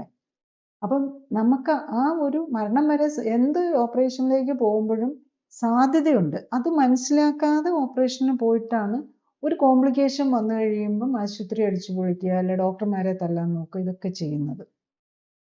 ഈ എല്ലാ ഓപ്പറേഷൻസിനും ആ ഒരു സാധ്യതയുണ്ട്. ശരിക്കും പറഞ്ഞു കഴിഞ്ഞാൽ എനിക്കറിയാം, നമ്മൾ ഈ എൻഡോസ്കോപ്പി ചെയ്യുമല്ലോ, ഈ ഇതിട്ട് വയറിലേക്ക് നോക്കുന്നേ, അതിൽ അങ്ങനെ ചെയ്ത് മരിച്ചിരിക്കുന്ന കാര്യങ്ങൾ നമുക്കറിയാം. അത് ഒരു പ്രോബ്ലം ഇല്ല. പലപ്പോഴും എൻഡോസ്കോപ്പിക്ക് ചെയ്യുമ്പോൾ ബൈസ്റ്റാൻഡറെ പോലും കൂടെ കൊണ്ടുവരണമെന്ന് ആരും പറയില്ല. It's A simple procedure. പക്ഷെ ഒരു പേഷ്യൻറ്റിനോ അല്ലെങ്കിൽ അവരുടെ ഹാർട്ടിനോ അങ്ങനത്തെ പ്രോബ്ലംസ് ഉണ്ടോ എന്ന് നമുക്കറിയില്ലല്ലോ. അപ്പം ഇങ്ങനെ വന്നിട്ട് പെട്ടെന്ന് കാർഡിയാക് അറസ്റ്റ് ഇത് ചെയ്തിരുന്ന സമയത്ത് കാർഡിയാക് അറസ്റ്റ് വന്ന് മരിച്ചിട്ടുണ്ട്. അപ്പം നമ്മൾ എന്ത് പ്രൊസീജിയറിന് മുമ്പ് ഒന്നും കൂടി ചിന്തിക്കുക, അത് വേണോ? എല്ലാത്തിനും സൈഡ് ഇഫക്ട്സ് ഉണ്ടാവും. ഈവൻ നമുക്കറിയാം പാരസെറ്റമോൾ എല്ലാവരും ഔട്ട് ഓഫ് ദ കൗണ്ടർ നമ്മൾ പനിക്ക് കഴിക്കുന്ന മരുന്നാണ്, അതിനും സൈഡ് ഇഫക്റ്റ് ഉണ്ട്. അപ്പം എല്ലാ മരുന്നിനും സൈഡ് ഇഫക്റ്റ് ഉണ്ട്. എല്ലാ ഓപ്പറേഷൻസിനും തന്നെ ഒരു റിസ്ക് ഉണ്ട്. അതിൽ ജനറൽ അനസ്തീസിയ ആണെങ്കിലും ലോക്കൽ അനസ്തീസിയ, ചെറിയ ഇതിലാണെങ്കിലും മരണം വരെ ഇത് വന്നില്ലെങ്കിലും ഇപ്പം ഒരു ഊണ്ട് ഇൻസിഷൻ ചെയ്തൊരു ആബ്സസ് ട്രെയിൻ ചെയ്യുമ്പോൾ മരണം വരെ സംഭവിക്കേണ്ട കാര്യമില്ല. പക്ഷെ അതിലേക്ക് ഹാർട്ടിനെ കുറിച്ചോ ഒക്കെ ഉള്ള ഓപ്പറേഷൻ ചെയ്യുമ്പം ഡെഫിനറ്റ്ലി അതിലേക്ക് വരാം. ഈവൻ സ്റ്റെൻഡ് ഇടുന്നതിൻ്റെ കൂടെ ആയിട്ട് എത്രയോ പേഷ്യൻസ് മരണം വരെ സംഭവിക്കുന്നുണ്ട്, കാർഡിയാക് സ്റ്റെൻഡ് ഇടുന്നതിൻ്റെ കൂടെ ആയിട്ട്. അപ്പം ഇത് കാരണം മുറിവില്ല, ചെറിയ ഒരു ആർട്ടറി കൂടെ ഇത് കയറ്റിയാണ് നമ്മൾ കൊണ്ടുപോയി ഹാർട്ടിൽ സ്റ്റെൻഡ് ഇടുന്നത്. പക്ഷെ നമ്മളത് മനസ്സിലാക്കണം, നമ്മളുടെ ഒരു രക്തക്കുഴലിൽ കൂടെ കയറി ഹാർട്ടിൽ അയോട്ടയിൽ വരെ എത്തി അവിടെ നിന്ന് കൊറോണറി ആർട്ടറിയിൽ ചെന്ന് അവിടെ വെച്ചിട്ട് വേണം സ്റ്റെൻഡ് ഇടാൻ. It's A complicated procedure. അപ്പം ആ ചെയ്യുന്ന സമയം ഡോക്ടേഴ്സൊക്കെ വളരെ ടെൻസ്ഡ് ആയിട്ട് നിന്നാണ് നമ്മൾ ഈ ചെയ്യുന്നത്. അതാണല്ലോ ഡോക്ടർമാരുടെ എല്ലാം ലൈഫ് എക്സ്പെക്റ്റൻസി കുറവാണ്. കാരണം നമ്മൾ ഈ ചെയ്യുന്നത് പേഷ്യൻ്റെ ജീവൻ കയ്യിലെടുത്ത് വെച്ച് ചെയ്യുന്ന പോലെയാണ് ചെയ്യുന്നത്. അപ്പോൾ അതിന് റിസ്ക്കും ഉണ്ട്. അപ്പം നമ്മൾ ഇത്തരം കാര്യങ്ങൾ ഏറ്റവും കുറയ്ക്കുക, അറ്റ്ലീസ്റ്റ് റിസ്ക് മനസ്സിലാക്കിക്കൊണ്ട് വേണം നമ്മൾ ഇത്തരം ഓപ്പറേഷനുകൾക്ക് പോകാനായിട്ട്. അത്രയും മനസ്സിലായി കഴിഞ്ഞ് കഴിഞ്ഞാൽ ശരിക്കും നമ്മളൊരു ഓപ്പറേഷൻ്റെ റിസ്ക് ശരിക്കും മനസ്സിലാക്കിയിട്ടാണെങ്കിൽ നമ്മൾ ചെയ്യില്ല.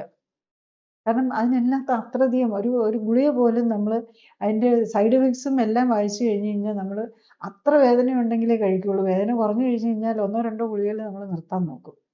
അപ്പം അത്ര അത്യാവശ്യം ഉണ്ടെങ്കിൽ മാത്രം കഴിക്കേണ്ട എന്താണ് മരുന്നുകൾ.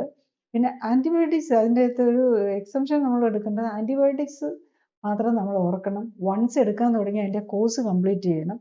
അല്ലെങ്കിൽ സ്വയം മാത്രമല്ല ബുദ്ധിമുട്ട് വരുന്നത്, നമുക്ക് പബ്ലിക്കിന് എല്ലാവർക്കും കൂടെ ബുദ്ധിമുട്ട് വരികയാണ്. കാരണം ആൻറ്റിബയോട്ടിക് റെസിസ്റ്റൻസ് ബാക്ടീരിയാസ് ഉണ്ടായി വരും. അപ്പം ഒരു മരുന്ന് കേൾക്കാത്ത നിലയിലേക്ക് വരും. അതുകൊണ്ട് ആൻറ്റിബയോട്ടിക്സ് കോഴ്സ് ആരെങ്കിലും എടുക്കുകയാണെങ്കിൽ അത് ഫുൾ കോഴ്സ് കഴിച്ചിരിക്കണം. ഇപ്പം നമ്മൾ ചില പേഷ്യൻസ് പറയുകയാണെങ്കിൽ എനിക്ക് 3 ദിവസത്തേക്ക് തന്നുള്ളൂ, 3 ദിവസം കഴിഞ്ഞിട്ട് ഞാൻ പിന്നെ പോയില്ല എന്ന്. ആൻറ്റിബയോട്ടിക് കോഴ്സ് എടുക്കുമ്പോൾ മിനിമം 5 days എടുക്കേണ്ടതുണ്ട്. അപ്പോൾ അതുകൊണ്ട് ഡോക്ടർ 2 ദിവസത്തേക്ക് ആൻറ്റിബയോട്ടിക് തന്നുള്ളെന്നുണ്ടെങ്കിൽ ഒന്നെങ്കിൽ ഡോക്ടറോട് തന്നെ ഇനി തിരിച്ച് ചെല്ലാൻ പറ്റില്ലെങ്കിൽ 5 ദിവസത്തേക്കുള്ളത് തരണം, എനിക്ക് വരാൻ പറ്റില്ല എന്ന് പറഞ്ഞ് ആ കോഴ്സ് കംപ്ലീറ്റ് ചെയ്യുക. അല്ലെങ്കിൽ അടുത്ത പ്രാവശ്യം എടുക്കുമ്പോൾ ആ ആൻറ്റിബയോട്ടിക് ഇഫക്റ്റീവ് ആവില്ല. ഇങ്ങനത്തെ ആൻറ്റിബയോട്ടിക് റെസിസ്റ്റൻസ് ബാക്ടീരിയയിൽ വന്നു കഴിഞ്ഞ് കഴിഞ്ഞാൽ നമുക്ക് പിന്നെ ഒരു രോഗം വരുമ്പോഴും മറ്റുള്ളവർക്കും കൂടെ അതൊരു നമ്മളുടെ കുടുംബാംഗങ്ങൾക്കാണല്ലോ ആദ്യം അതിൻ്റെ ഇത് ഇമ്പാക്റ്റ് കിട്ടുന്നത്. നമ്മളുടെ കുടുംബാംഗങ്ങൾക്കും പബ്ലിക്കിനും എല്ലാം ദോഷം വരും. ആൻറ്റിബയോട്ടിക്സ് മാത്രമേ എടുത്താൽ ആ കോഴ്സ് കംപ്ലീറ്റ് ചെയ്യുക. ബാക്കിയുള്ള മരുന്നുകളൊക്കെ നമ്മൾ സിംറ്റമാറ്റിക് റിലീഫിനാണ് നല്ലൊരു ശതമാനം മരുന്നുകളും വേണ്ടി വരുന്നത്. ആ മരുന്നുകൾ സിംറ്റംസ് അനുസരിച്ച് നമുക്ക് കുറയ്ക്കോ ഇത് വെച്ച് ചെയ്യാം. പക്ഷെ അതിപ്പം ബി പിയുടെ മരുന്ന് അത് ബി പി കുറഞ്ഞെന്നും പറഞ്ഞ് കുറയ്ക്കാൻ പറ്റില്ല. ഈ ജീവിതശൈലി രോഗത്തിനുള്ള മരുന്നുകളെല്ലാം അതിനൊക്കെ ഒരു 8 മണിക്കൂറോ 7 മണിക്കൂറോ ആക്ഷനേ ഉള്ളൂ. അല്ലെങ്കിൽ 5 മണി, ഓരോന്നിനും ഓരോ ടൈമുണ്ട്. അത് കഴിഞ്ഞ് അതിൻ്റെ ആക്ഷൻ തീരുമ്പോൾ ആ മരുന്ന് ചെന്നില്ലെങ്കിൽ അത് പിന്നെയും പ്രോബ്ലത്തിലേക്ക് പോകും. അതുകൊണ്ടാണ് പറയുന്നത് ഇതൊക്കെ ജീവിതശൈലി രോഗമാണ്. ജീവിതശൈലി ക്രമീകരിച്ച് നമ്മൾ ഫുഡ് കൺട്രോൾ ചെയ്ത് നമുക്ക് ആവശ്യത്തിൽ കൂടുതൽ കഴിക്കാതിരിക്കുക. ന്യൂട്രീഷൻ ഡെഫിഷ്യൻസീസ് ഉണ്ടെങ്കിൽ അത് കറക്റ്റ് ചെയ്യുക. അത്യാവശ്യം എക്സസൈസ് ചെയ്യുക. നമുക്ക് ബോഡിയിൽ എക്സസ് കൊഴുപ്പും ടോക്സിൻസും അടിഞ്ഞിട്ടുണ്ടെങ്കിൽ അത് കളയാനായിട്ട് നോക്കുക. അങ്ങനെയൊക്കെ ചെയ്തു കഴിഞ്ഞാൽ നമുക്ക് ഈ മരുന്നുകളോ ഈ ഓപ്പറേഷനോ ബൈപ്പാസോ ഒന്നും ആവശ്യം വരുന്നില്ല എന്നുള്ളതാണ്. നമ്മുടെ ലൈവിൻ്റെ സമയം ഇവിടെ അവസാനിക്കുകയായി. അടുത്ത ആഴ്ച ഇതേ സമയം വേറൊരു വിഷയവുമായിട്ട് വരുന്നതായിരിക്കും. നന്ദി, നമസ്കാരം.